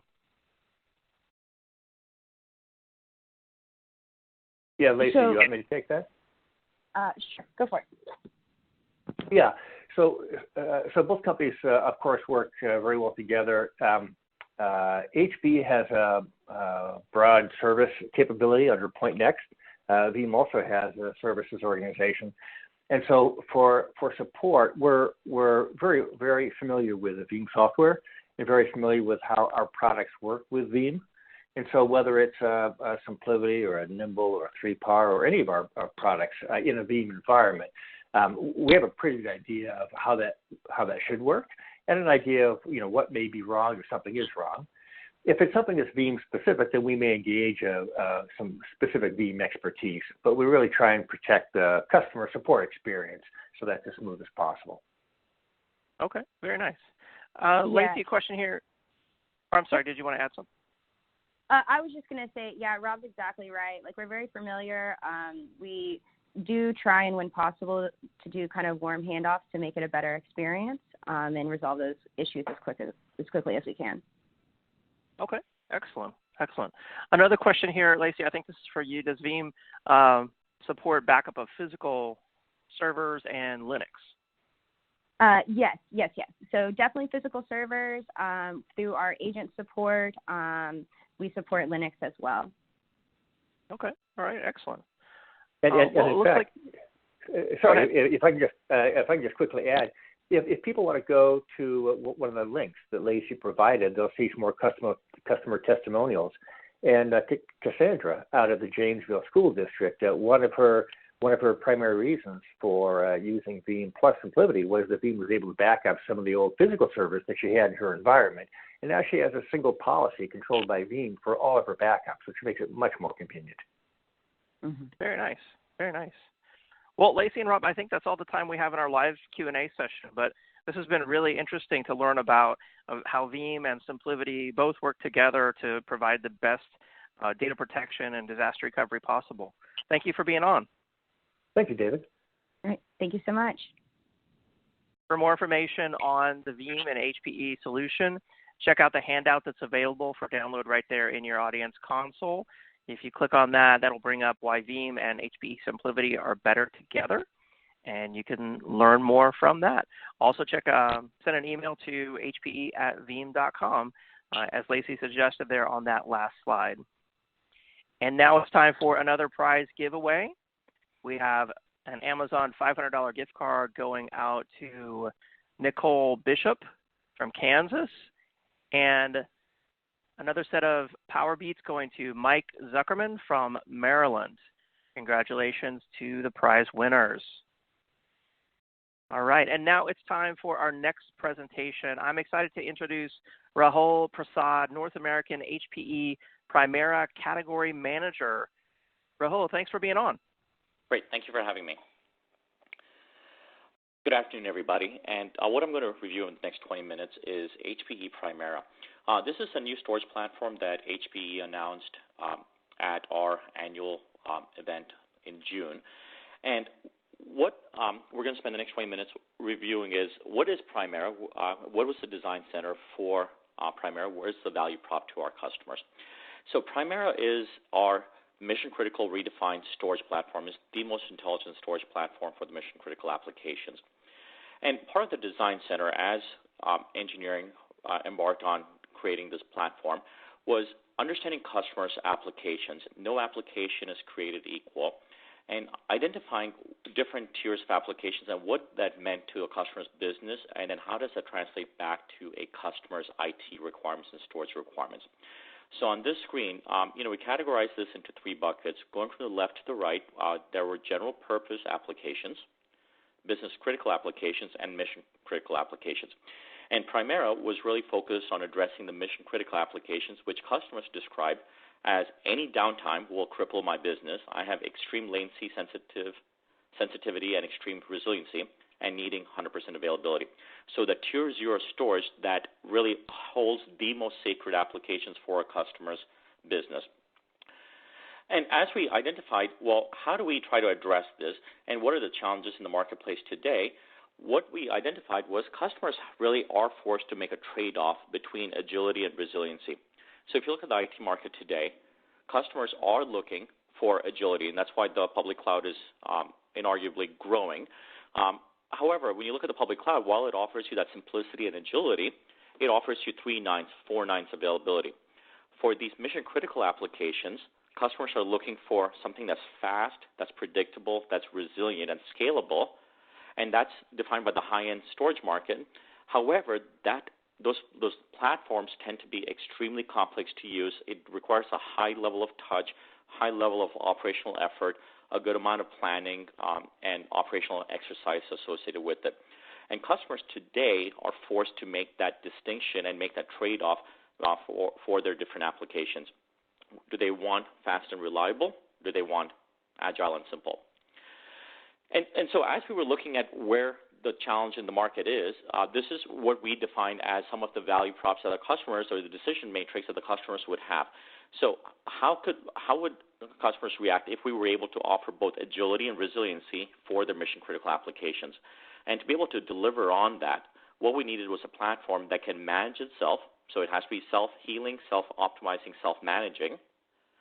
Again, providing that simplicity, agility, that public cloud-like low-touch feel. How do you have the ability to predict and prevent application disruptions, not just isolated to the storage, but the ability to view storage from an application perspective, from a VM perspective? And ultimately, how do you then provide that resiliency, that predictive performance, to know that those mission-critical applications, regardless of how many users you might be having, will have a uniform and consistent application experience? So how do you consolidate applications without the risk? And as we evaluated this, we identified a lot of intellectual property within our company, within HPE. So we have a platform called Nimble Storage that HPE acquired about 2 years ago that is best in breed in managing itself, highly autonomous, self-healing, self-optimizing. We have, without debate, the most advanced AI platform in the marketplace, hands down, and that's InfoSight. And we have a phenomenal workhorse with 3PAR, which is a hardware-driven, hardware-accelerated, active-active multi-controller storage architecture. And we took the intellectual property and the best of all of these 3 platforms and introduced a new platform called Primera. And again, it's the most intelligent storage platform for the mission-critical market. The value prop for our customers is really going to be around the on-demand experience. Again, think about the simplicity, the agility of the public cloud. The app-aware resiliency, going back to the resiliency being the key requirement for mission-critical application users, and the predictable acceleration. The predictive acceleration where customers know for a fact that for these applications which drive revenue, which drive brand, they cannot afford a loss of performance. They cannot have their end-user customers, their revenue-generating apps, lose performance, thereby reducing the customer experience. So we'll go into each of what these assets or these value statements mean and how Primera addresses each of these.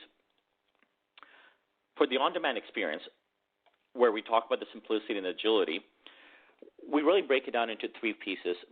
The system itself has to be radically simple. It has to be simple to use, low touch points. Customers are looking at the public cloud and experiencing as a service model, and our customers are looking to embrace that and have a consumption model for on-prem infrastructure. We'll also talk about the fact that with Timeless, we are emulating the longevity and the operational life cycle of a public cloud-like experience, but on-prem. And Primera will address all of these. So again, when you think of the market, this is working to address the mission-critical applications. This platform is immediately available. So within 20 minutes, this is demonstrated, documented, proven, 20 minutes wrap to X. So the days of having a multi-day site planning event, rolling in infrastructure, birthing it, presenting it to your application owners, and it taking a couple of days is of the past. With Primera, it's instantaneous, 20 minutes rack to apps. We have our intellectual property to provision in seconds. We can provision 1,000 volumes in less than a minute. And I would argue the biggest component here, one of the key differentiators, is we allow our customers to do a full customer installable, full customer maintainable, full customer repairable experience, including firmware upgrades, which take minutes and require no risk. And we do this because of the fundamental architecture of the platform. We have the intelligence where we can whitelist and blacklist our software recommendations. So we only recommend the patches and the firmware that's actually relevant to your specific array, while we blacklist and whitelist firmware patches that may not be relevant or may be harmful to your array. So what that allows our customers to do is save time in research, not have to read all the release notes, reduces the risk by not accidentally putting a patch that might not necessarily be the most optimal patch for their system, and ultimately the time it takes to deploy is shrunken by multiples because you're not having to put the entire patch load, just the ones that are relevant to you, to that specific array. Again, using a lot of automation, a lot of intelligence, we're able to provide a very low-touch, automated and intelligent methodology to manage your system. Automation of a storage array is important, but a lot of our customers are looking at IaaS, infrastructure as a service, or some level of data center automation. Uniquely to HPE, with HPE Compute and HPE Storage, including HPE Primera, we have a concept of composable storage, where storage is now attached to the server template. So if you think of the public cloud and you go to a public cloud and you want an IT operating environment, you ask for your compute and your storage, and you hit provision, and you get your IaaS as a service, infrastructure as a service. You can have that same experience with HPE Compute and HPE Storage with a single API for your compute, your fabric, your network, as well as your storage. So instead of having multiple runbooks for different functional silos, you can now have a single API that can auto-discover the fabric and the storage to the compute and deploy everything from the server template itself. So again, trying to create that simplicity, that on-demand experience, and the agility of the public cloud while having on-prem assets. A lot of our customers are looking at a public cloud consumption model-like experience, and HPE GreenLake is an offering that HPE has, and this is across every single HPE product. But the value here is for those customers that today have to budget in a CapEx model for next year's requirements, and they either have to buy too much or buy too little and introduce technical risk. We address that with GreenLake by installing or deploying extra buffer infrastructure to the customer site, however, is not charged. What the customer is charged for is exactly what they use, not what is actually delivered on site. So we mitigate technical risk by delivering extra equipment to provide that buffer capacity to mitigate technology risk. Because we only charge based on consumption, what we've identified leveraging our metering technology is that customers save on average about 30% reduction in TCO. And that's because they don't have to pay for what they overbought. They only pay for what they use, and so that savings is about 30%. And we have a metering technology where we charge the customers on the usage per month, so for storage, $1 per gig per month. And ultimately, this is also a buying experience. So with this methodology, you don't have a forecasting and a budget proposal creation every 5 years for a 5-year asset. You would have a service agreement and that is then extended with a predictable payment of $1 per gig per month for storage over the life of the agreement. So it saves time from both a forecasting, a budgeting, as well as a technology risk planning standpoint. Again, trying to provide that on-demand experience to our customers is something that we're driving towards. And ultimately, back with Primera, the platform itself, what we are introducing again is all-inclusive licensing. The experience with simplicity is a customer does not want to buy an asset today and then have to maintain asset records to understand what else they would need to purchase later on. With Primera, we say buy the asset, and then the only thing you ever have to worry about is actually growing the capacity, very similar to the public cloud. We are extending our store more guarantee, which is essentially our data reduction guarantee that leverages deduplication, compression, etc., to provide our customers with the lowest TCO for storage. We are introducing forklift upgrades. So this is critical. Again, introducing the reason why public cloud is enticing for some customers. In the public cloud, customers don't have to worry about doing a forklift refresh or a technology refresh. It's done in a black box transparently and unbeknownst to the customer. With storage, the challenge historically has been hard drives have a mean time between failure of about 5 years.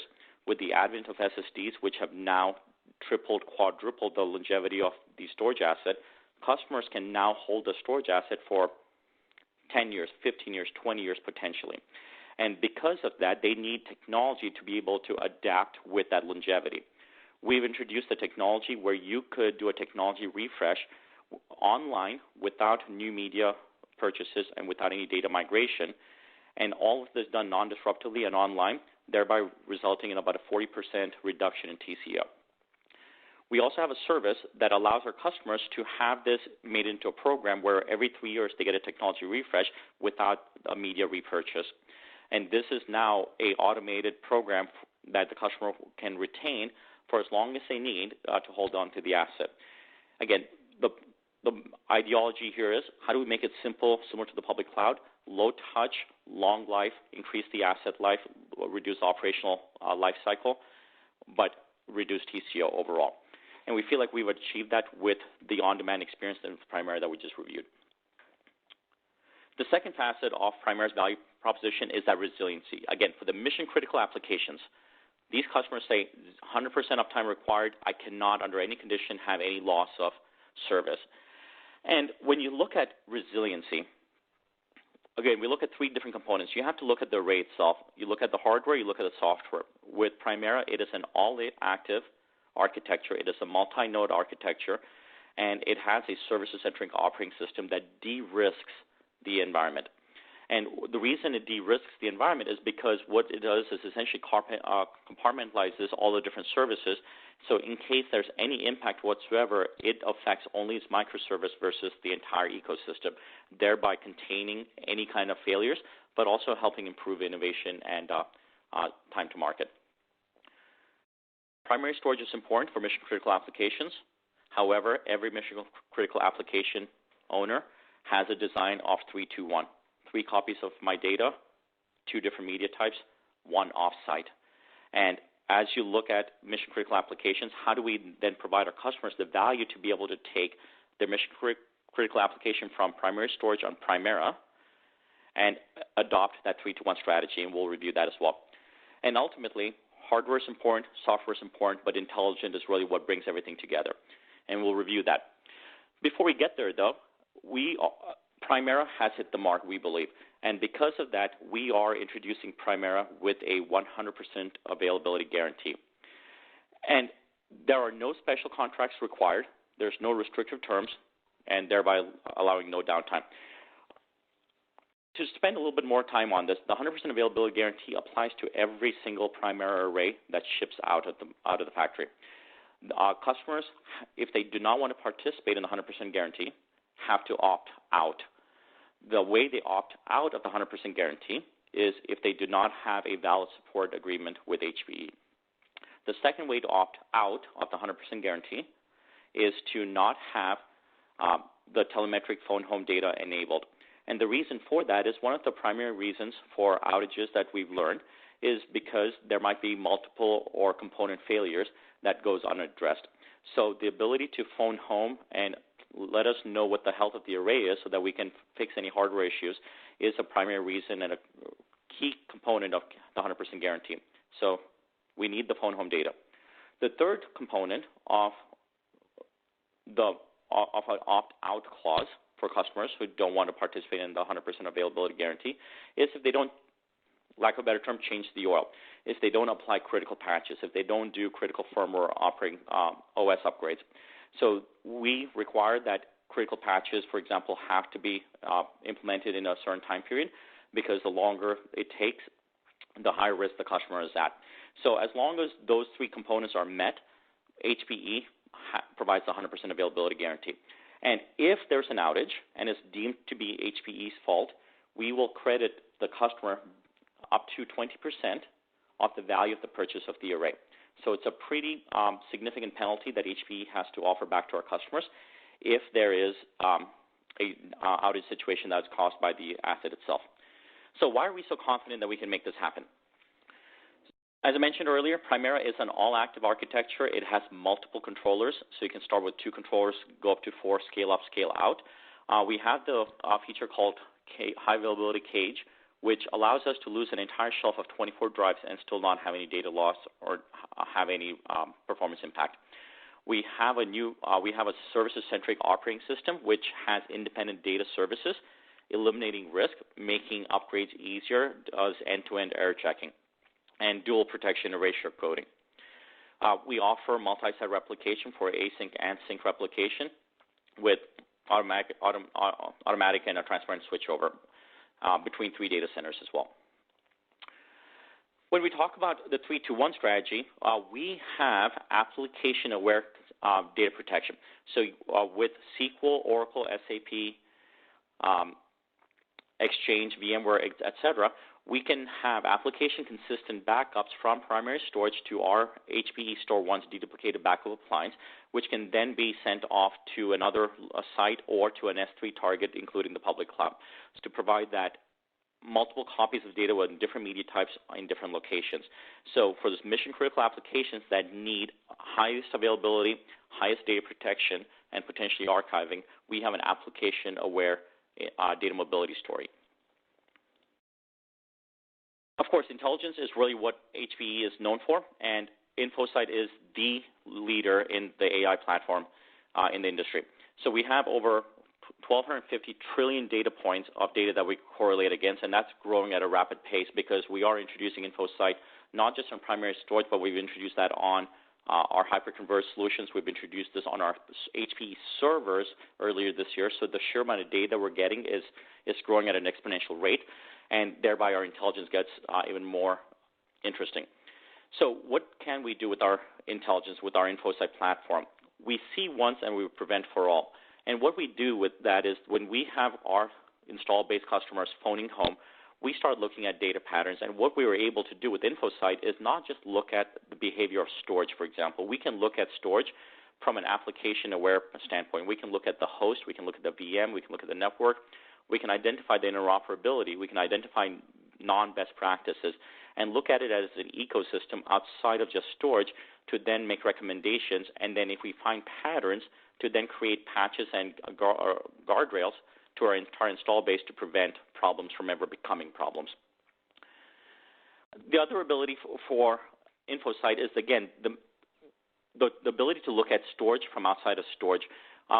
IDC ran a report earlier this year where they interviewed a lot of our customers, and customers basically said that 90% of the problems that arise in their IT environment happens outside of the storage environment. However, in reality, anytime there's an IT operating environment problem, the storage team and the networking team are guilty until proven innocent 100% of the time.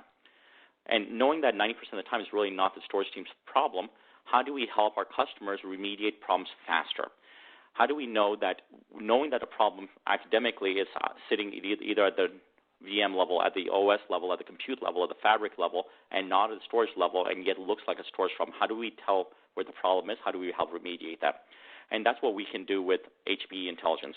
We can identify noisy neighbors. We can look at host and memory analytics. We can identify I/O contention trends and identify inactive VMs and top-performing VMs to take remediative actions and help create reports to identify where your problems are coming from and recommendations on how to resolve your problems.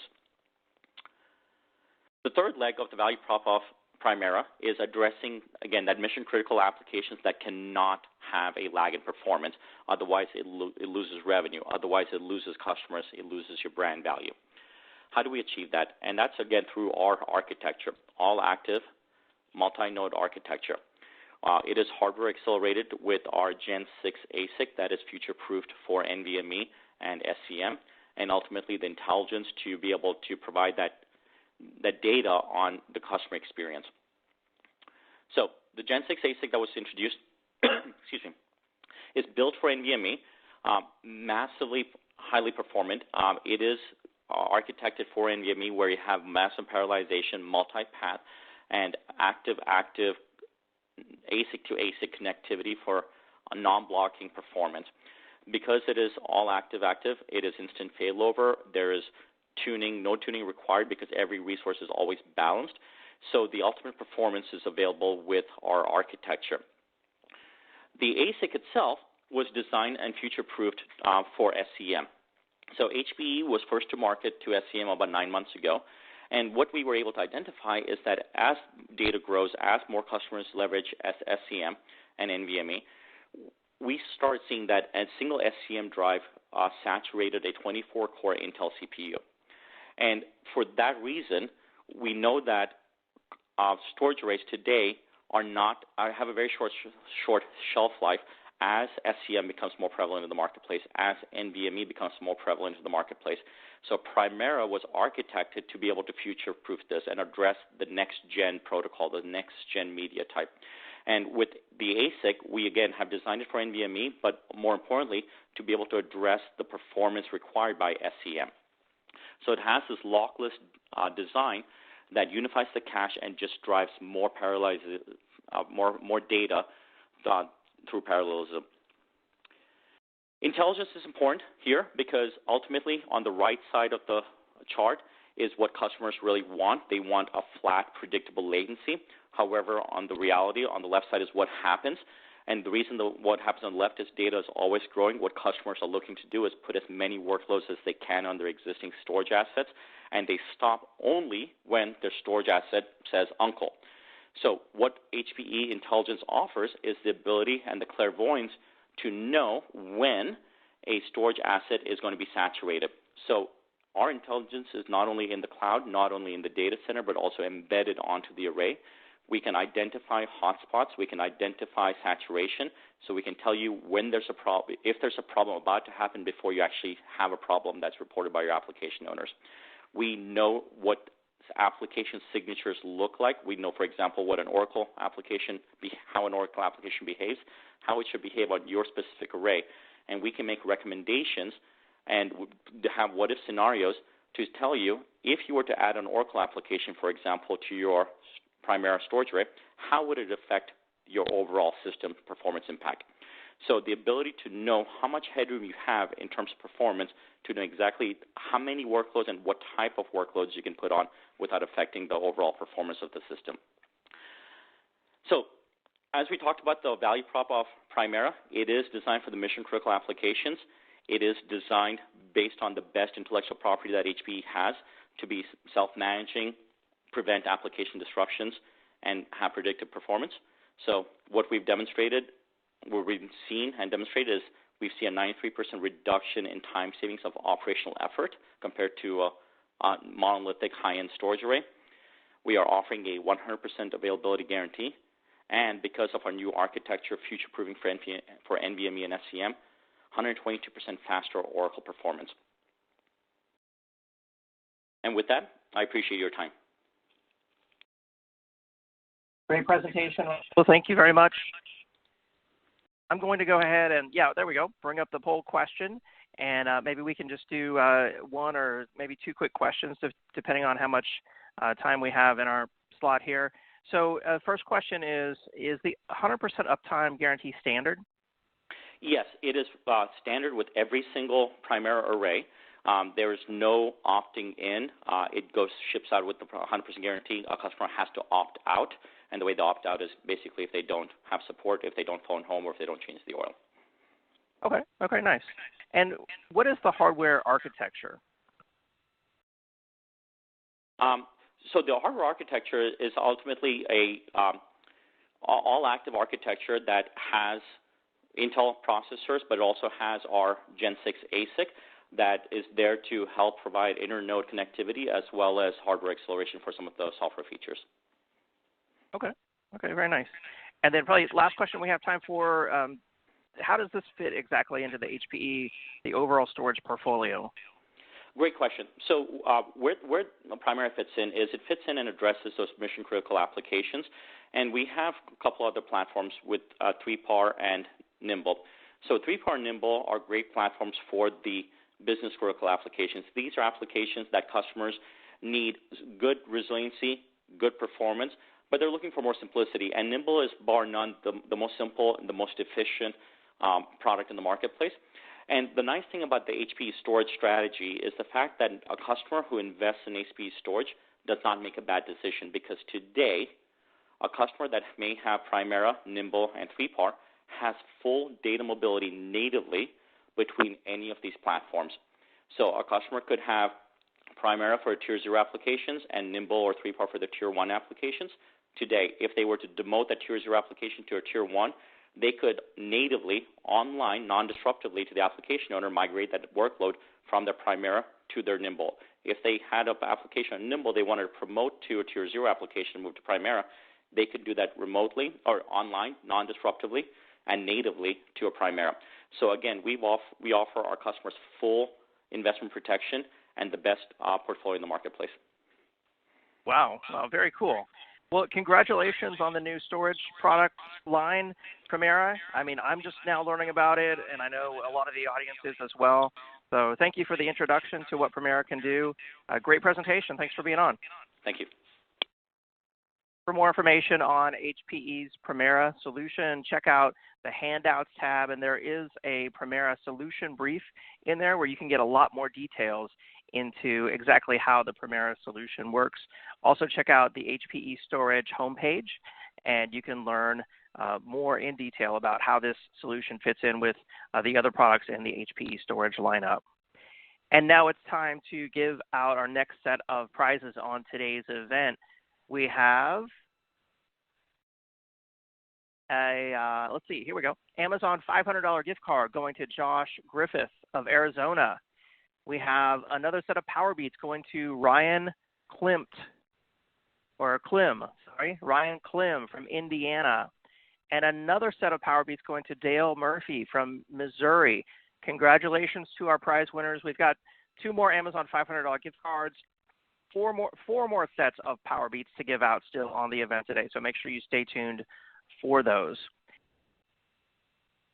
All right, I hope everyone got their coffee and they're ready for some more storage innovations. It's now my pleasure to introduce the next presenter on today's Storage Megacast. That is Andy Ferris, Product Manager at Igneous. Andy, are you with us? I am. Thanks for being on, Andy. Take it away. Great, yeah. So as was mentioned, my name is Andy Ferris. I am a Product Manager here at Igneous.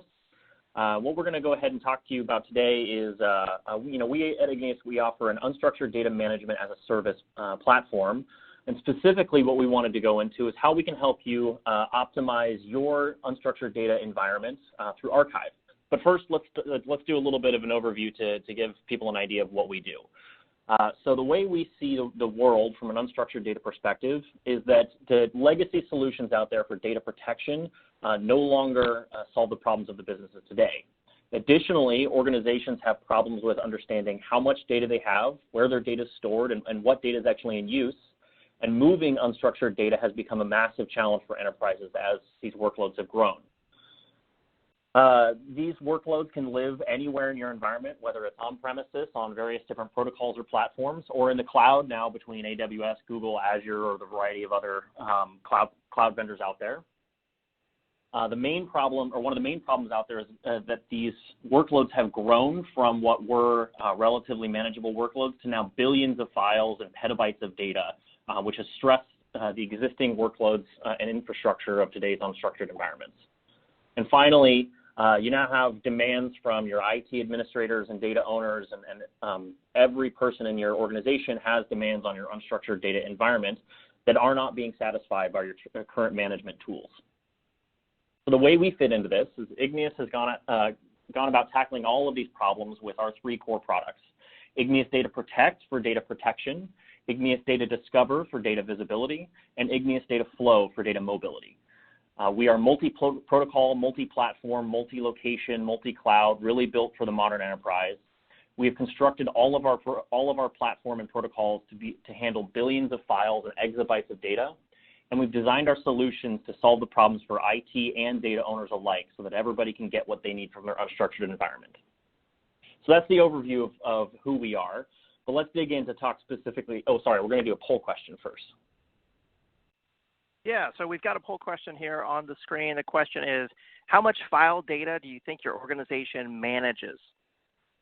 So the answers range from less than 250 terabytes all the way up to 10 petabytes, or a valid option here is I don't know, because I know there's a lot of companies out there that they just have so much data, it's really hard to know, and they don't have a solution for data visibility.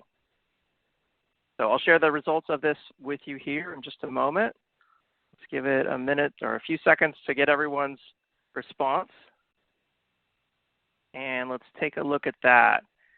So Andy, what do you think about the results there? Yeah, so this is pretty typical for what we see. You know, we see over the last few years, we've seen, you know, a lot of these people started off in that less than 250 terabyte range, but as time has gone on, these workloads have grown significantly. So now we're seeing more and more people kind of in that 250 plus, particularly up in that, you know, 5 to 10 petabytes or 10 petabytes or more. And additionally, you know, that I don't know category is a totally valid answer that a lot of people struggle with, just keeping track of how much data they actually have in their environment. Just, you know, as these environments have grown more complex, it becomes harder and harder to understand not just what you have, but how much of it you have. Excellent, excellent. So tell us, how can we get some visibility in that? I'm curious to learn more about Igneous.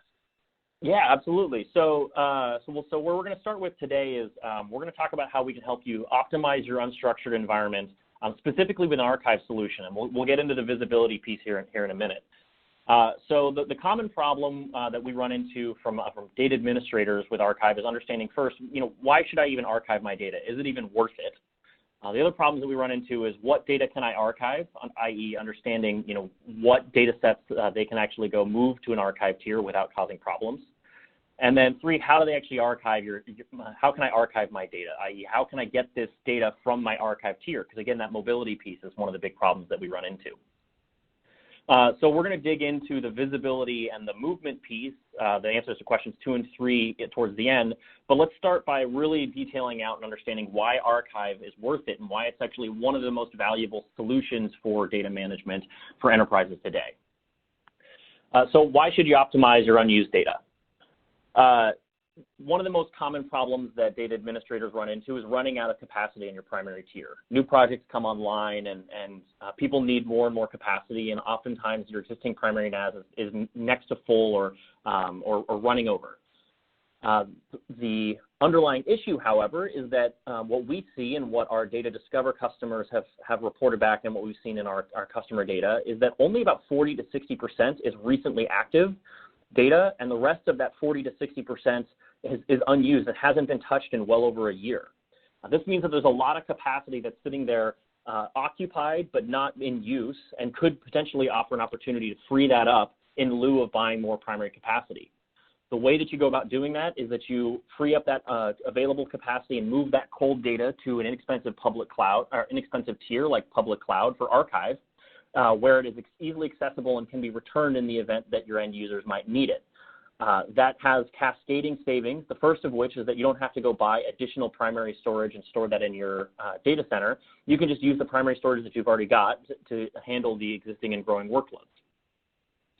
But this tells you how you do it. This doesn't necessarily tell you how much it's worth or why this effort is even worth going through. So what we've done and what we're going to dig through here in detail is we've done a lot of research, to get so a real idea of how much customers are actually spending on primary storage, backup solutions and archive solutions to get an understanding of how much their unstructured data actually costs them. All of this information, all of this research data is going to be available in our white paper, which you can respond to us later on and request. But all of this stuff is based off of real customer data to give everybody a perspective on how much other people in your industry have been spending on unstructured data. But let's talk through some of the highlights and of the information that's available here. First, we need to go through the cost of your primary solution. Cost of primary is not just buying a new server. You got to go buy software. You got to buy, you have power and cool it. You have to house it in a data center, and then there's the management overhead of actually keeping those servers running and operational, and deploying software fixes and things like that. When you add up all of these costs, a typical enterprise can expect to spend between $180 and about $540 per terabyte per year. These costs are split between capital expenditures that are spent up front buying the hardware, and then ongoing maintenance costs to keep licenses up to date, and as well as these energy and data center personnel costs that are kind of recurring costs on an annual basis. But if you tally all of those up, you can expect on the low end for kind of a spinning disk, denser primary tier to spend more like $180. But if you're going for all flash and some of these higher performance tiers, you could be spending, up to $540 per terabyte per year, and sometimes even more than that if you really need a fully featured high performance tier. But the problem with your unstructured data is that you're in your modern enterprise today. Nobody just keeps data on a primary tier. You also have to back up and protect that data, and that has an associated cost as well. Igneous obviously provides a backup service that we have gone through in detail and have a ton of content covering our abilities as a backup vendor, backup solution on our website. But let's just focus on the cost of the two legacy backup solutions that are around and available today. First one is writing backup to tape. Tape also has a similar structure where there's hardware, software, power and cooling, data center, and personnel costs. And that typically comes in at about $140 to up to $1,700 per terabyte that you have on primary. One thing to note here is that this is not the unit cost of tape. A single tape is actually one of the smallest line items on the overall cost structure of a tape backup solution. When you have a terabyte of data on primary, you have to go run a full backup to tape, typically on a monthly or weekly cycle. This means that you're buying more than just a single terabyte of tape to go back up a terabyte on primary. You're buying all of the software to run this data to tape. You're buying multiple tape workloads, tape libraries, tape servers, tape ARMS controllers, et cetera, and all of those things have costs that add up over time. Now, that gets you to this cost range between $140 and $1,700. It's obviously a wide range, but that's going to vary depending on the retention periods and how frequently you're running these full backups is going to dictate where you fall on this range. Replication is kind of the other workload that people have turned to as the scale of unstructured data has gone beyond what NVMe-based solutions can handle. Replication has a similar cost structure, again, with hardware, software, power and cooling, data center, and personnel costs. And what we typically see is that enterprises are spending somewhere between 80% and 300% of their primary budget on backup alone. So this gives you a range of between about $150 to about $1,500 per terabyte of primary data that you have. When you look at these numbers, you can see why a lot of data administrators complain about the fact that they're spending 2, 3, sometimes 4 times as much just on backup compared to how much they're spending on primary. It's a really frustrating proposition to data administrators and people that set the budget, because a lot of times those costs don't feel like they're delivering the same amount of value as your primary workloads do. So what does this mean for an organization? This means that for every terabyte you store on primary that you then have to back up either to tape or replication, you're spending somewhere between $320 and $2,300 per terabyte every single year just to keep that terabyte on your primary storage. Those represent a massive amount of cost, and especially a massive amount of cost compared to the value that you might be getting for data that hasn't been even looked at or touched in the last year or more. This drives home the fact that archiving these things to an appropriate archive tier, a cost optimized tier that matches the value you're getting out of your data is super critical. But to get that true ROI, you have to evaluate these costs against the cost of your archive tier. So let's look at the alternatives. The two primary alternatives that we look at here at Igneous and that Igneous Data Protect can enable you to move your data to is an on-premise archive solution. So this can typically look at like an object storage, and your hardware and your cost of storage here is going to come in at around $25 per terabyte per year. Again, this is the cost of the hardware in addition to your data center, energy, and overhead costs. This doesn't include the software costs, but let's just look at the storage costs for now. You can see why we're doing that, because over here on the public cloud tier, when you're looking at just the deepest archive tiers, what are the kind of latest and greatest offerings for the public cloud, their solutions inclusive of your typical ingress and egress fees that we see when you're using Igneous Data Protect come in at around $15 per terabyte per year for AWS and Azure, and about $19 per terabyte per year for Google, which gets you to a total savings for every terabyte that you find on your primary tier and archive to a inexpensive primary tier, either on premises or on the cloud. You're going to be saving between $300 and almost $2,300 per terabyte every single year. That is a huge line item that you can go take out of your budget. when you're looking to optimize your primary storage and redirect those funds towards projects that might be more important, or to rather than spending that money on expanding your primary tier. So as I said, we put together an extensive white paper detailing where all this information came from and what those typical ranges can look like and what actually goes into those numbers. And in addition, in that white paper, we went through an example company. This company is of moderate size. It has a petabyte of data, and they're spending on the lower end of that range about $460 per terabyte on primary plus their backup solution. This company, if they fall into what our average customer sees, which is about 50% of their data is unused in the last year, could cut out 50% of their overall unstructured data costs. That's a huge ROI, and these costs are now inclusive of your primary, your backup, your software and management fees, as well as your archive storage tier. So that's still your all-inclusive cost. You could expect this company to go from spending $4.4 million over the next 5 years down to $2.2 million over the next 5 years. They're saving almost $500,000 a year out of their overall unstructured budget. Those funds could, like I said, be redirected towards you if you wanted to go upgrade your primary tier to get to these, high-performance all-flash tiers, or if you wanted to go fund projects that have been sitting around and unfunded so far in your environment. You could redirect those funds towards those without ever expanding your primary tier. And in addition, you have existing primary capacity that now could go to housing and using towards more new projects.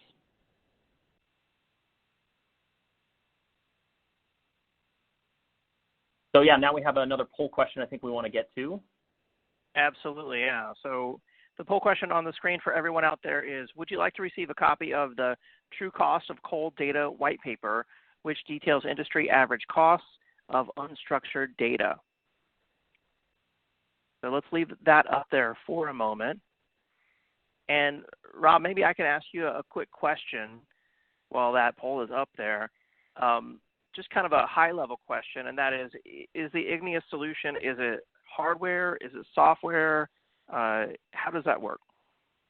Yeah, absolutely. So our Igneous solution is a software solution for data discover that delivers scan and insights into your environment. And that software can be deployed on a generic hardware in your environment to go run backup for your Igneous Data Protect. So it's kind of a best of both, where we have a software package that can be deployed regardless of what your enterprise needs are. Okay, very nice. Yeah, that makes it easy. All right, excellent. Looks like most everyone has responded to that poll. I appreciate that. Let me hand it back to you. Okay, so what's next? So now we've kind of gone through and established what the value of a good archive solution is. So how does Igneous actually help you with that? So we help you in two ways. We help you figure out what data you can archive, and we help you figure out how to move that data, and we actually handle moving that data to your archive tier.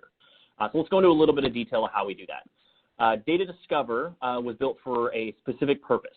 The reason why a lot of archive solutions and strategies have failed to achieve a lot of these promised savings is that they still rely on your data owners to self-report what data can be archived.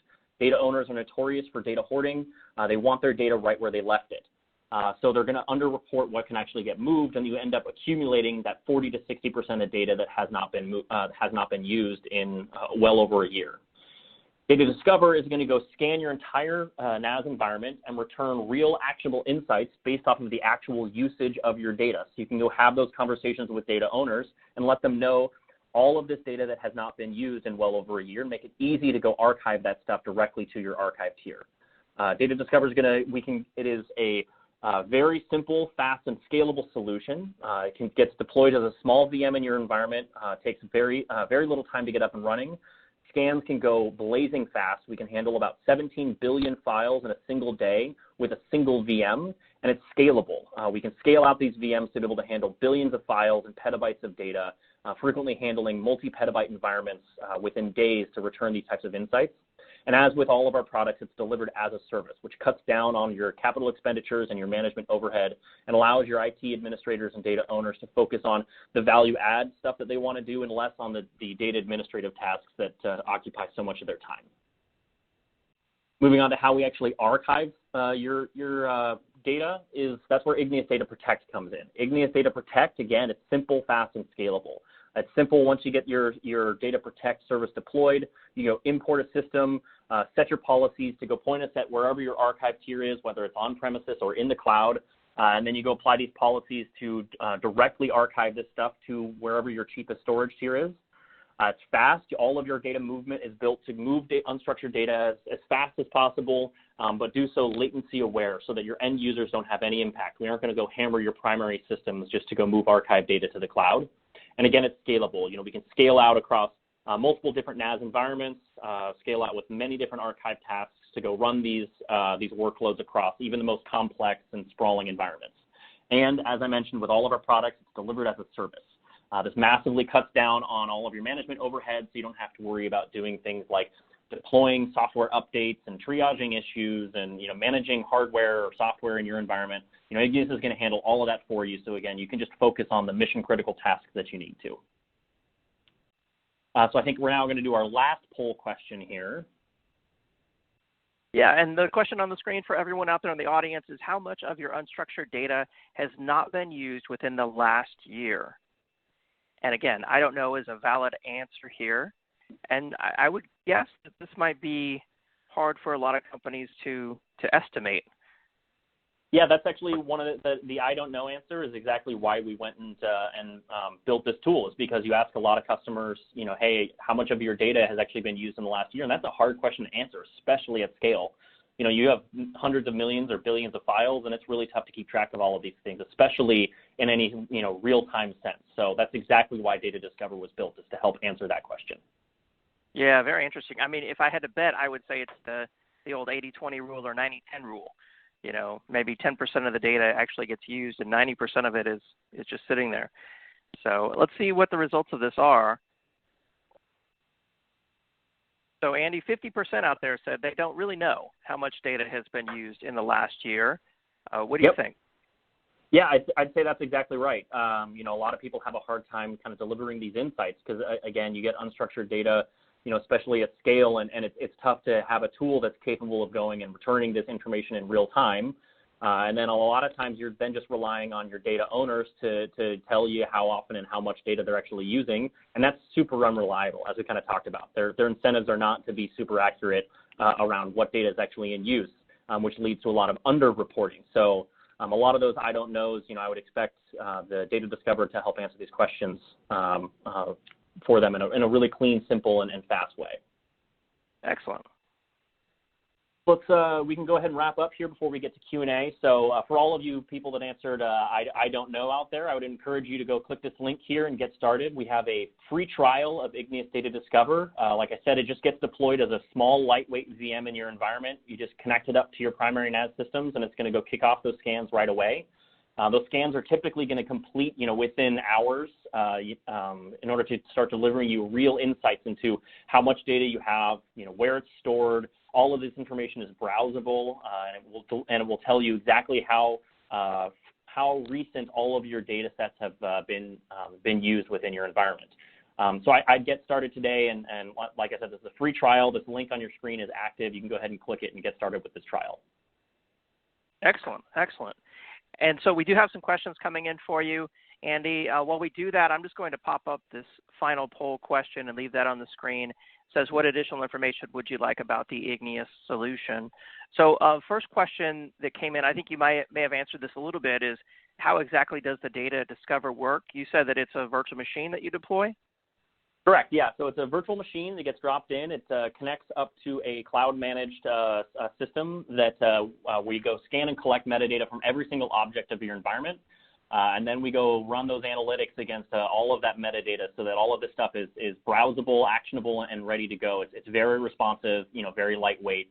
We're using our kind of state-of-the-art, fastest scanning engine available today to go collect this information extremely quickly, which is super critical if you want to be able to take action on this stuff in real time. Excellent. And for everybody out there, the link that Andy had on the screen just a second ago on how to get a free trial of Data Discover, I just put that in the questions box and shared it with everyone, so you can click on that link and check that out for yourself. Second question here is, when you say, what percentage of your data has been used, how do you clarify that or quantify that, I should say? Yep. So we collect metadata for what is your access, modified, and create time, so A time, M time, and C time. What we find is that most customers want to base their information off of M time, as access time can frequently be a little bit misleading. But we do collect all of that information from all of those different timestamps. You know, the reason why A time is less attractive to some customers is that there's a lot of protocols out there that will trigger an A time update or access time update without the file actually being used, whether it's a backup software or other types of scanning services. You know, Igneous doesn't update your A times with any of our services, but other software things out there can basically false report that data is in use. So it's really that M time that most of our customers find to be the most functional and useful. Okay, excellent. And then another question here about the Igneous Data Protect as a service. So the overall kind of architecture is that it talks directly to storage arrays, is that right? Correct, yeah. So we go API integrate with all of your major primary NAS vendors like Isilon, NetApp, you know, Pure FlashBlade, Cumulo, et cetera. You know, anything on NFS, SMB, you know, and a lot of your object capabilities out there, we will go directly read that, and we go in through the protocol to collect all of that metadata through any of these primary NAS vendors. And then all of that stuff is managed through our cloud-hosted and cloud-managed platform. Or sorry, cloud-managed platform, not cloud-hosted. Okay. And does that data go to, say, my AWS account, or does it go to your AWS account? How does that work? So for Igneous Data Protect, all of the data is actually stored in your cloud account. So you would go set up an AWS account, and you would link that up through your Igneous Data Protect UI to go point us at the right location. So you own all of your data. You know, if you decide later on that you know, you want to go manage this stuff directly, or you know, whatever reason, all of this data is still yours to own. You know, we're just going to move it to where you want it stored, and we're going to manage that movement from on-prem to the cloud. Very nice. And I would guess that a lot of companies would want to use Data Discover on their data first before they protect it in the cloud, since once they move it to the cloud, they're going to start to pay per gigabyte. Yeah, yeah, that's correct. So usually the way we see this kind of work for the customers looking at us for an archive solution is they start with Data Discover to understand what data they should go archive, and then they use Data Protect to actually go get it to their preferred archive tier, and then manage those restores and manage the life cycle of that data. Very nice. Very nice. Okay. Well, let's see. It looks like we answered all the questions. Andy, it was a great presentation. Thank you so much for being on the event today. Yeah, thank you very much. For more information, visit that URL that I put in the questions box there. It's igneous.io/ATMSO, and that's so that you can sign up for a free trial of the Data Discover solution. You can also go to the Handouts tab, and in there you can download a PDF on the Igneous Data Discover solution and learn more about how it works, and get some more details there as well. So excellent presentation. Thank you, Igneous, for being on the event today. It's now time for another prize giveaway. We have an Amazon $500 gift card going to Pamela Brower from North Carolina. We have another set of Power Beats going to Jonathan Ozeran from Illinois, and another set of Power Beats going to Jeremy Staples from Wisconsin. Wow, lots of prizes to give out today. Exciting storage event with lots of fun prizes. So thank you, sponsors. And with that, it's time for the final presentation on today's Storage Megacast. I'm excited to introduce Augie Gonzalez, Director of Product Marketing at DataCore. Augie, are you there? Yes, I am, David. Good to speak with you. Good to have you on again, Augie. Take it away. All right. We're going to touch on a little bit of a controversy, I think, today. It's the integration of hyperconverged systems with existing SANs. And the reason I say it's a little bit of controversy is because you usually don't see those two words next to each other. And so we're going to discuss some of the reasons for that, and then we're going to kind of flip back around and say, here's some good reasons to do them, to put them together. First of all, there's I think a common misconception that the ideas of hyperconvergence are completely contrary to what people are trying to do with SANs, and so they kind of reject each other and repel each other, almost like polar opposites.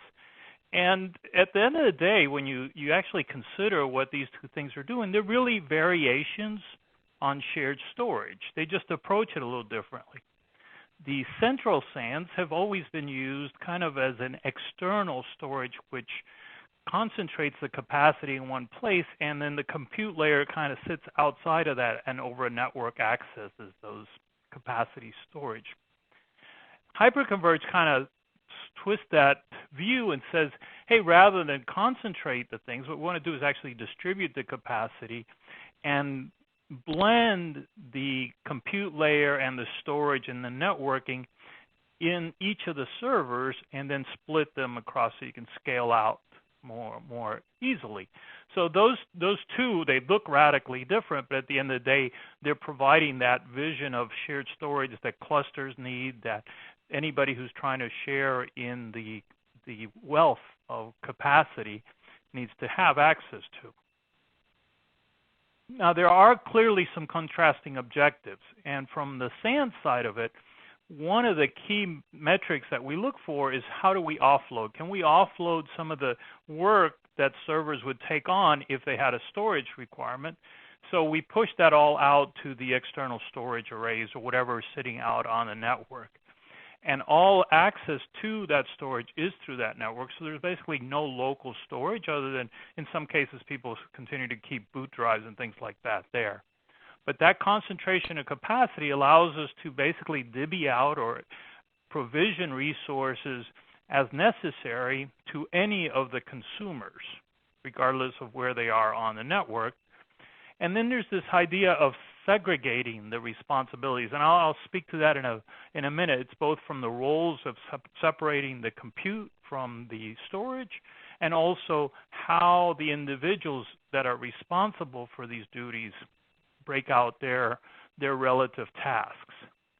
On the hyperconverged side, we see the variation here is that we're trying to actually tap into the server resources, which may be quite wealthy there. There may be plenty of resources left over after the compute work is done, so let's see if we can better use some of that extra compute and memory and storage there. And where possible, the hyperconverged systems try to keep access to the data local to the server. So they try not to go out of the network through things like caching and other techniques like that.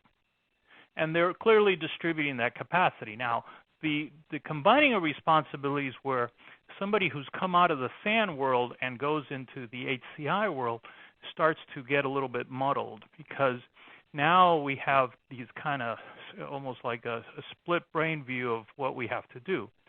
This gives you a little better idea of what I'm talking about. I tend to almost treat them as social or political factions. On the one side, we have the persons who are responsible for central SANs tend to have a very storage-centric view of the world. And they almost, and I may be profiling people, but I just want to kind of be respectful at the same time and say, hey, my job here is to make sure that I give the best service level to all my consumers as regards to capacity, as regards to data protection, and best use of the resources. So in many cases, they're called on special ops because they have quite a bit of knowledge about the specifics of the storage infrastructure. So they're really specialized skills required to do that. At the same time, they control all capacity. So that those individual storage administrators or those in charge of that external arrays, et cetera, are the ones that are the go-to people for those services. And so they're very much service-minded. It's the orientation that I'm here to support you. I'm a support entity. When you need special scenarios, special provisioning duties, et cetera, I'll take care of you. It tends to be quite different when you go into the HCI world, where the orientation is more application focused. I am an application developer. I am the ops person running that application. I really may be even a little bit more self-centered in one sense, is that I'm worried about my stuff, and I may not have come from the background of doling out services to others that may be sharing in the cluster.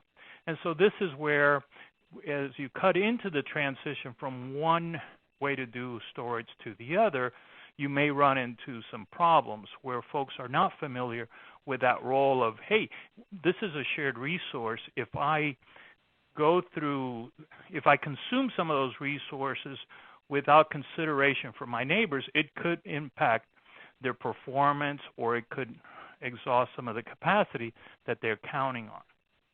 This is also all managed from a host, and there's kind of the whole idea that I self-service. I don't have to ask anybody for it. I have access to it as part of the HCI platform. This also creates some different alignments in terms of the vendor relationships. In the central SAN world, the storage administrator may have very strong ties to the people who make the arrays, et cetera, whether those are Dell EMC, IBM, or NetApp, or any of those major manufacturers.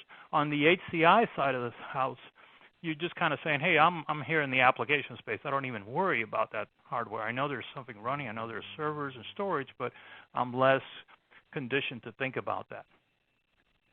So what I want to discuss a bit is how to create and get kind of the best of both of those, how to achieve a desirable blend where we can leverage capacity that's sitting on these existing arrays that have been in place for some time, at the same instance, make a move to take advantage of some of the more desirable aspects of hyperconverged systems and do that in a way that's non-disruptive. And that can be pretty challenging, and that's probably some of the reasons people kind of don't even go there. They just say, okay, when I do HCI, I go, it's a green project, I'm starting from scratch, and I cordon that off from the rest of what I'm doing. And we suggest, because of our experience going through these transitions, that you should not and need not take that view, that instead there's a very graceful and seamless way to make this cutover. And I'll use one really good example of that. This is a life-critical case. I think you can all appreciate that. It's the emergency communications of Southern Oregon, which is a 911 dispatch service. So some of you who are dealing maybe internationally, 911 is the U.S. way to get emergency service when you're in trouble and or need somebody to come out and get you real quick, fire, police, anything like that. And they had several issues that kind of suggested two things, that they had already a SAN in place. It was a NetApp fast array, but they had read quite a bit and done a bit of research on hyperconverged systems. And they thought, hey, that's a cool thing for us to go to, but they had some very specific operational goals they were trying to meet. And part of it is that their response from their existing SQL databases, and I'll show you the configuration in a second, was relatively sluggish, and they did have some points of failures that at times made that service unavailable. So you can imagine I'm in the middle, I just saw a fire just ignited, and I'm calling in and I can't get through to the dispatcher to get help for me. It's a very unsettling issue. At the end of this transition, they did walk away with having both a hyperconverged environment while being able to use that resources and the capacity on their NetApp array. They also significantly sped up the response for the dispatchers and eliminated all single points of failure. So it's a major success for them, one that we think other 911 entities can view and repeat. So their original infrastructure was kind of a classic SAN in the sense, if you look at what's going on here, there is the NetApp storage, is the elliptical thing over here, was feeding all of the virtual servers as well as the bare metal machines, the physical servers that were running some of the SQL server. They have two sites, a primary site and secondary site, where they fail over to in case the left site goes haywire for them. And they would run these synchronization jobs, so just basically saying, hey, I've got some updates here. Every 15 minutes, I kind of batch over what's happening. And hopefully, in those, there's nothing missing between cutover. But that was, in fact, part of the issue they were running, is that they did not have a continuous sample at the secondary site to follow across to. So what they chose to do with the help of DataCore and our value-added resellers in that account is they went to a hyperconverged system. The hyperconverged system in this case is highlighted. It actually spans both sites. So one system as a cluster is running between, some of the nodes are in the primary site, some of the other nodes are running in the secondary site, and they are continuously, synchronously mirroring between them. So there are no data gaps between what the left side and the right side see. They're both active in this highly available cluster. At the same time, what they were able to accomplish is they moved those physical servers that were running SQL and put those in virtual machines and placed them co-located them with the storage control software and with the networking activities. They also beefed up the link between sites. It's a 10 gigabit per second link. They originally had a 1 gigabit link, and this allowed them to maintain higher traffic between those locations.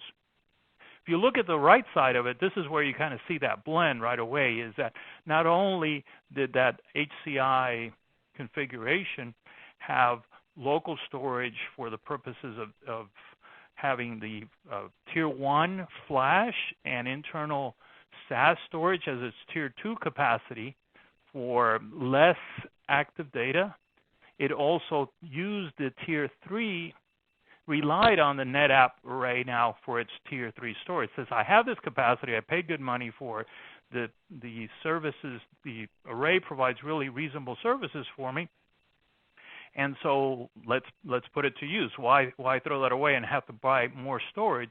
At some point in the future, I might be able to replace that when its turn is due and it's properly aged, but until then, we're in good shape. So that's how they approached this and made a really good mix, a good combination of HCI with their existing SANs, and did this in a graceful manner. So they didn't have to shut down the operations for any length of time to do that. They built it into their migration cycle. From a cost benefit, a lot of the cost benefits here accrued as a result of two things. One is clearly the amount of hardware was collapsed. So some of the physical servers became virtual machines, and in the process of doing that, they also reduced some of their licensing costs, a major chunk of licensing costs associated with having discrete SQL Server instances for big core machines and reducing them into VMs with smaller core counts that did the right job. So it was about $100,000 in savings just for that. What I'm looking for in these polls, and I understand that I won't be able to glean some insights from what you're doing from the live audience here, but there's some of you likely, so I'm anticipating that maybe what drove your interest in this webcast today was that you had already multiple SANs. So you were in a situation similar to EXO and are considering adding HCI. So this is interesting, is I have this, but maybe in a specific location I want to do HCI. Or maybe you're thinking of HCI as a replacement for an existing SAN. You think, okay, you know, everything I read says I'm going to reduce costs, going to make life simpler, less complexity in terms of multiple tiers of compute, network, and storage and all that. That may be your reasoning for doing that. There are also some folks who are just basically saying, brand new activity, never done either, time to choose between them. And so I'm gonna make some of these, all of these are very realizable in one way or another, actually using the same approach. Even if as you actually have the reverse process where you may have already started with HCI, have perhaps either been disappointed with your initial experience with that, or just simply saying, hey, I have access to additional capacity, I want to tap into that, let's do that. So let me walk you through how we accomplish that from a DataCore software perspective.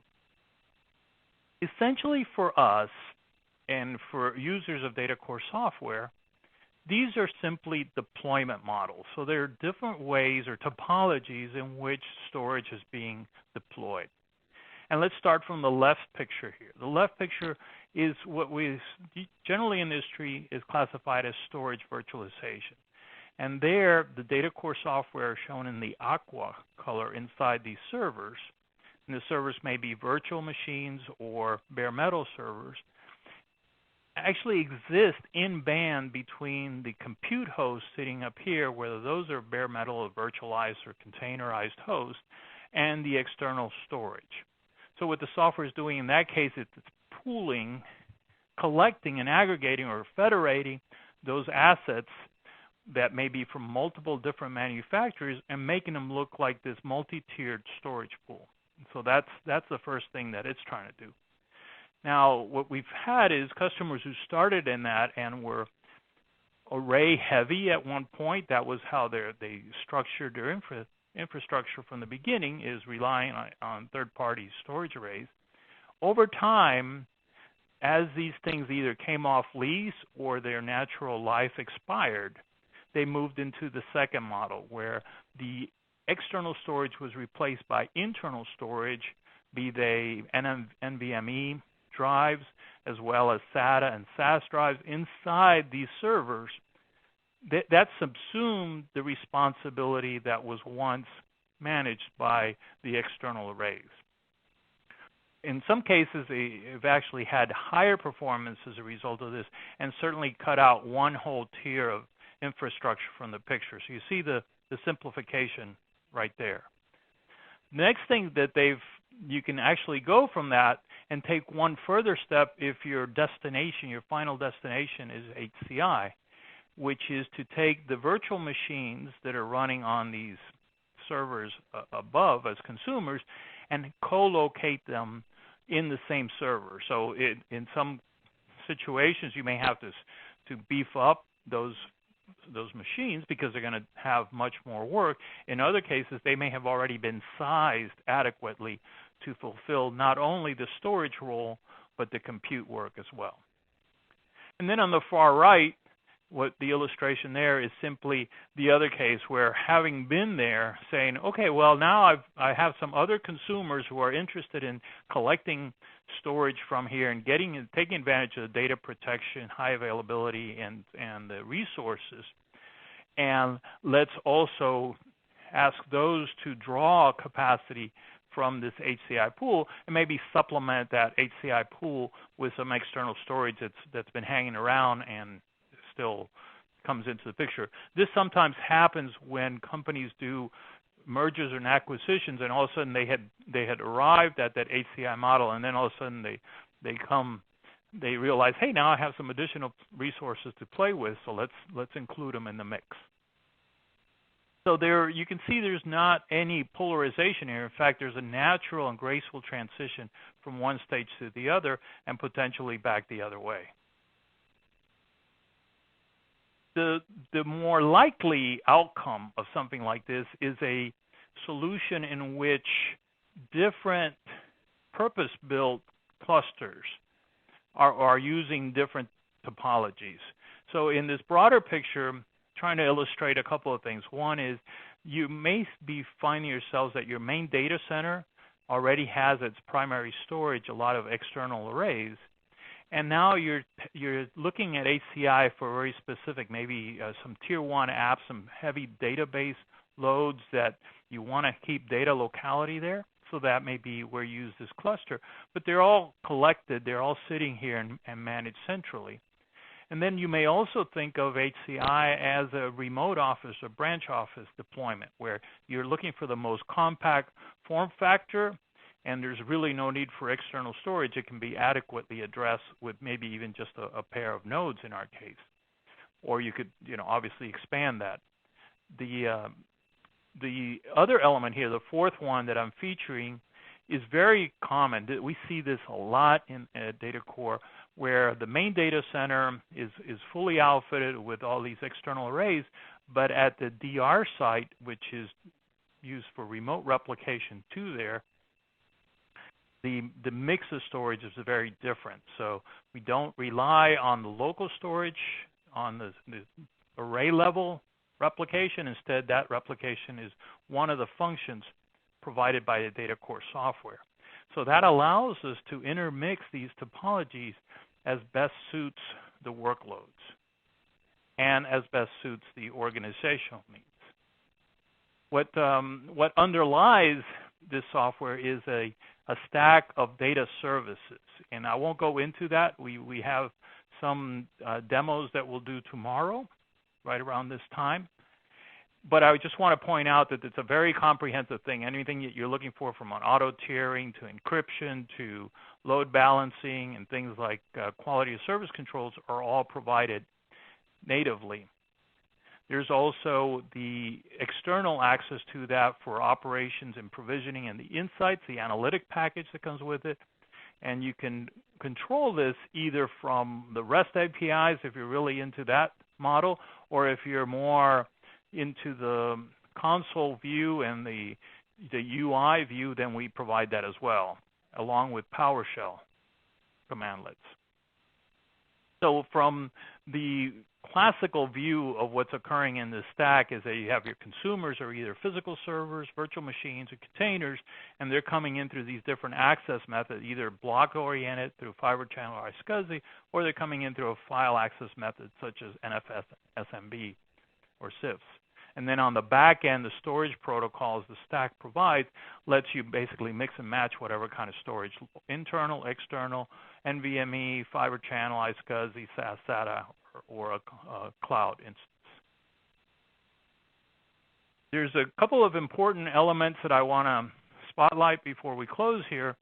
One is on the analytics that are shared across these two. So despite having maybe a combination of SANS and HCI, there's a common artificial intelligence analytics package we call the Data Core Insight Services. And that looks across that entire enterprise infrastructure and says, hey, I can identify where you might be running into performance issues. I can also understand where some of the best practices for such a configuration haven't been instituted. And so let's point that out and let's define what remedies and what mitigation we can do. And we can also look at performance characteristics and identify tuning opportunities for you. So this is a cloud-based health and optimization resource that spans the diverse topologies that I showed earlier. From an operations standpoint, there is really two ways to approach it. One is with a very simple web UI. So if you're kind of into self-provisioning, this is the way you would approach it. It's just a web-based interface. You point it at the data core software, and it basically lets you provision space, add capacity, do some of the data protection steps that you naturally would do as a user. Hey, I want to take a snapshot of my virtual machine. Let's do that. Or I need to replicate this particular thing. So very much a self-service oriented view. And then for the folks who've come out of the SAN world and are used to deep dive into the storage, really get deep into the instrumentation, have fine-grained control of it, we have an expert mode console, and that lets you go at it at will, whatever you need to do there. So that kind of caters to that special ops person that we were describing earlier. So either faction can take advantage of this. And in closing, what I just want to point out is I've mentioned one particular scenario that Data Core can help you with, which is kind of that integration of SANS into HCI and vice versa. But really, we'd love for you to call us anytime you're starting to look at your business continuity and disaster recovery practices. That's we and our team excel at that. Obviously, if you're trying to consolidate your infrastructure and save some money in that process, we can be very, very helpful. And usually what the triggers for that are situations where you're about to refresh storage or you're doing a major expansion. Those are good times to go look at those things. Or if you're having some sluggish applications that make you rethink what the mix of storage and networks you need. Those tend to be key points in time or a call to or an email to the data core person. So with that, I think we've got some polling results. Let's see. we do have that poll loaded now. Okay, very good. Thank you. Appreciate that. So the question that's on the screen out there for everyone is, what drives your interest in the combination of HCI and SANs? And this is a single select question. So if you have multiple SANs, considering adding HCI, have a single SAN, considering replacing it, maybe a new project, choosing between SAN and HCI, or you have HCI and you're considering adding a SAN, or maybe there's some other scenario, and feel free to put that in the chat, and we'd love to receive that feedback as well. So let me just leave that up there for a minute. Maybe we can take one question here, Augie. Sandra is asking, what sort of encryption algorithms are available to us with DataCore? The encryption is for encryption data at rest. It uses the AES 256-bit. It's like military grade encryption, the stuff that want to make sure if any of that storage leaves your control, nobody else can make sense of it. Excellent. Thanks for that question. Excellent, yeah. And then another question, and then we'll move on and wrap up, and that is, if somebody wanted to try DataCore, and I know we've got a link here to try it in just a minute, kind of what are the requirements? Can they run it on their own hardware? Is there a hardware compatibility list? Does DataCore sell hardware? How does that work? All three. So yes, yes, yes. I think actually a compatibility list not required. So x86 servers, we have the prereqs. So generally what we will do is if you have existing servers that are beefy enough to perform whatever duty you're doing plus DataCore, then that's one way to do it. The other ways is to provision specific servers just for this role in a dedicated fashion. And we also do sell package systems. There's actually a picture of one here. Let me go to that. I think jump right to that. I think so. This is our packaged configuration. So if you want a turnkey appliance for HCI, we have that, and you can expand that with external storage that's already in place or new external storage you choose. So yes, all three of those. And what I would suggest is speaking with one of our solution architects to size the type of storage you need and the size of machines you need to run this on. Excellent. I like that array there, or that hyperconvergence node. It's got a cool looking faceplate on it, actually. So that's a great solution for anybody who has maybe an aging SAN or NAS and is looking to replace that with a hyperconvergent solution. Just bring in this hardware appliance and get the DataCore hyperconvergent solution up and running. Before we wrap up with some more Q&A, I want to make sure that we share this slide with the audience. Do you want to chat a little bit about that, Augie? Yes, so two things. One is we will have some live demos tomorrow. I think it's at 3 o'clock, David? That's right, at 3 o'clock Eastern tomorrow. Yes, with ActualTech Media. So we will show you live some of the screenshots that I gave you. But really, we can do one-on-ones because generally what we want to do is assess what your requirements and what your objectives and aspirations are, and then guide you through that. What's the best way to approach it? How do we take advantage of assets you already own and some of the ones that you see coming down the pike and put those into nice concert? That would be the best thing. Excellent. So the URL is datacore.com/tryitnow, and I'll put that URL actually in the chat as well for the audience so that they can view that. Sure. And there you'll have a choice of which path you want to take to try it now, whether you want to do a download, whether you want to have the solution architect speak with you or whatever. All right. Excellent. Excellent. Well, unless you have anything else, Augie, let's go ahead and take some questions from the audience. Are you ready? I am. Awesome. Well, I'll just bring up this final poll question on today's event, and that is, what additional information would you like about the DataCore solution? I'll just leave that up there for everyone to check out and answer. So let's see, first question that came in here, they're asking about cloud integration. Does DataCore have any cloud integration?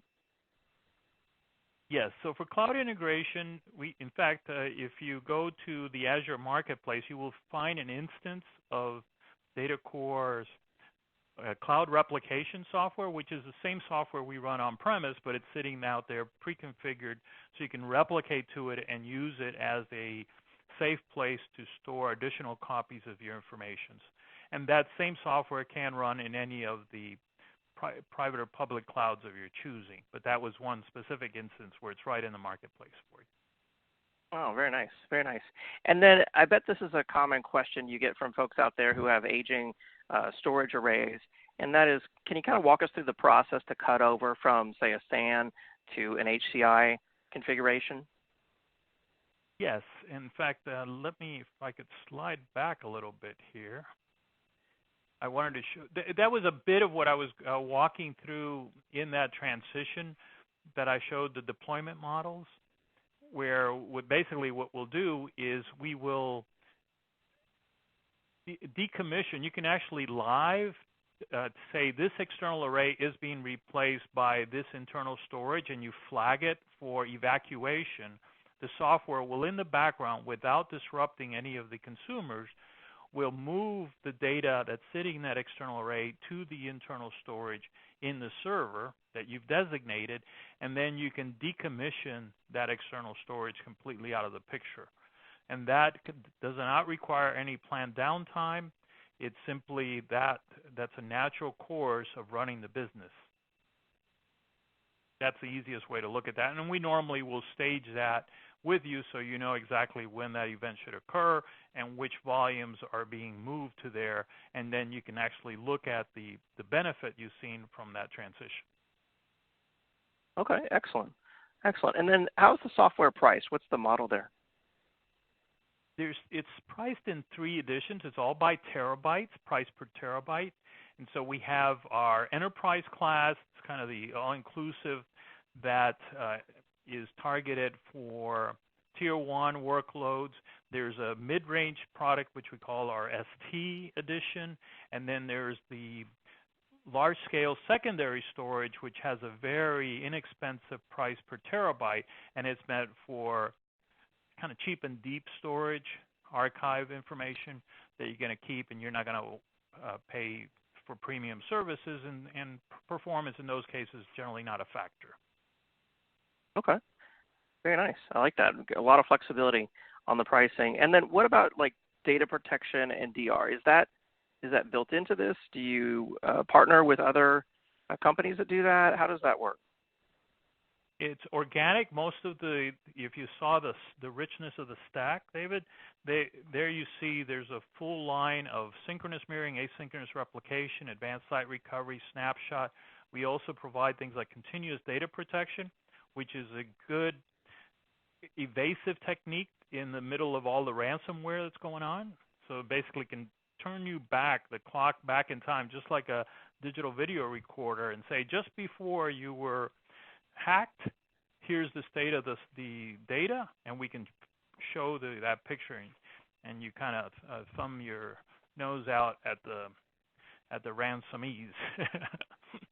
So yes, and then we also have ecosystem partners for things like backup, et cetera, that help round out the entire data protection space.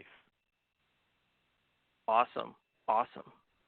Well, Augie, I think that's all the time we have for our live Q&A, but it's been a great session. Thank you for being on the event today. Thank you, David. For more information on DataCore, of course, visit the DataCore website and try it out for yourself. If you did indicate interest here in the DataCore solution, watch your email for an invitation to a short 20-minute demo that we'll be doing tomorrow at 3 o'clock Eastern, where you can get some more detailed, hands-on demonstration of the DataCore solution for yourself. So thank you, everyone who answered that poll. And thank you to DataCore for sponsoring today's event. For more information, of course, visit datacore.com/try-it-now, try-it-now, and give it a try for yourself. And now it's time for our final prize giveaway on today's event. We have an Amazon $500 gift card going to Angie Montgomery from California. Congratulations, Angie. We have a set of Power Beats going to Jason Ruffino from Illinois. Congratulations, Jason. And we have a final set of Power Beats going to Chad Klinger from Texas. Congratulations to Chad Klinger from Texas. Congrats to all the prize winners. If you did not win on today's event, I'm sorry, but we have a lot more events coming up. In fact, we have our next event on August 21st. That is a week from today's event. It's all about data protection, disaster recovery, and disaster recovery as a service. So just go to events.actualtechmedia.com and register for that event if you haven't received an invite already. And before you go, I want to make sure you are reminded to check out our LinkedIn page. That's where we're posting our latest and greatest content. We'll be posting everything from the upcoming VMworld show over there, as well as our podcast, the 10 on Tech podcast. So make sure that you subscribe to our LinkedIn page and follow us on LinkedIn as well. If you are a potential sponsor of a Megacast or EcoCast, you can reach us at connect@actualtechmedia.com to learn more. And finally, I want to thank everyone for joining us on today's event. I hope that you learned a lot.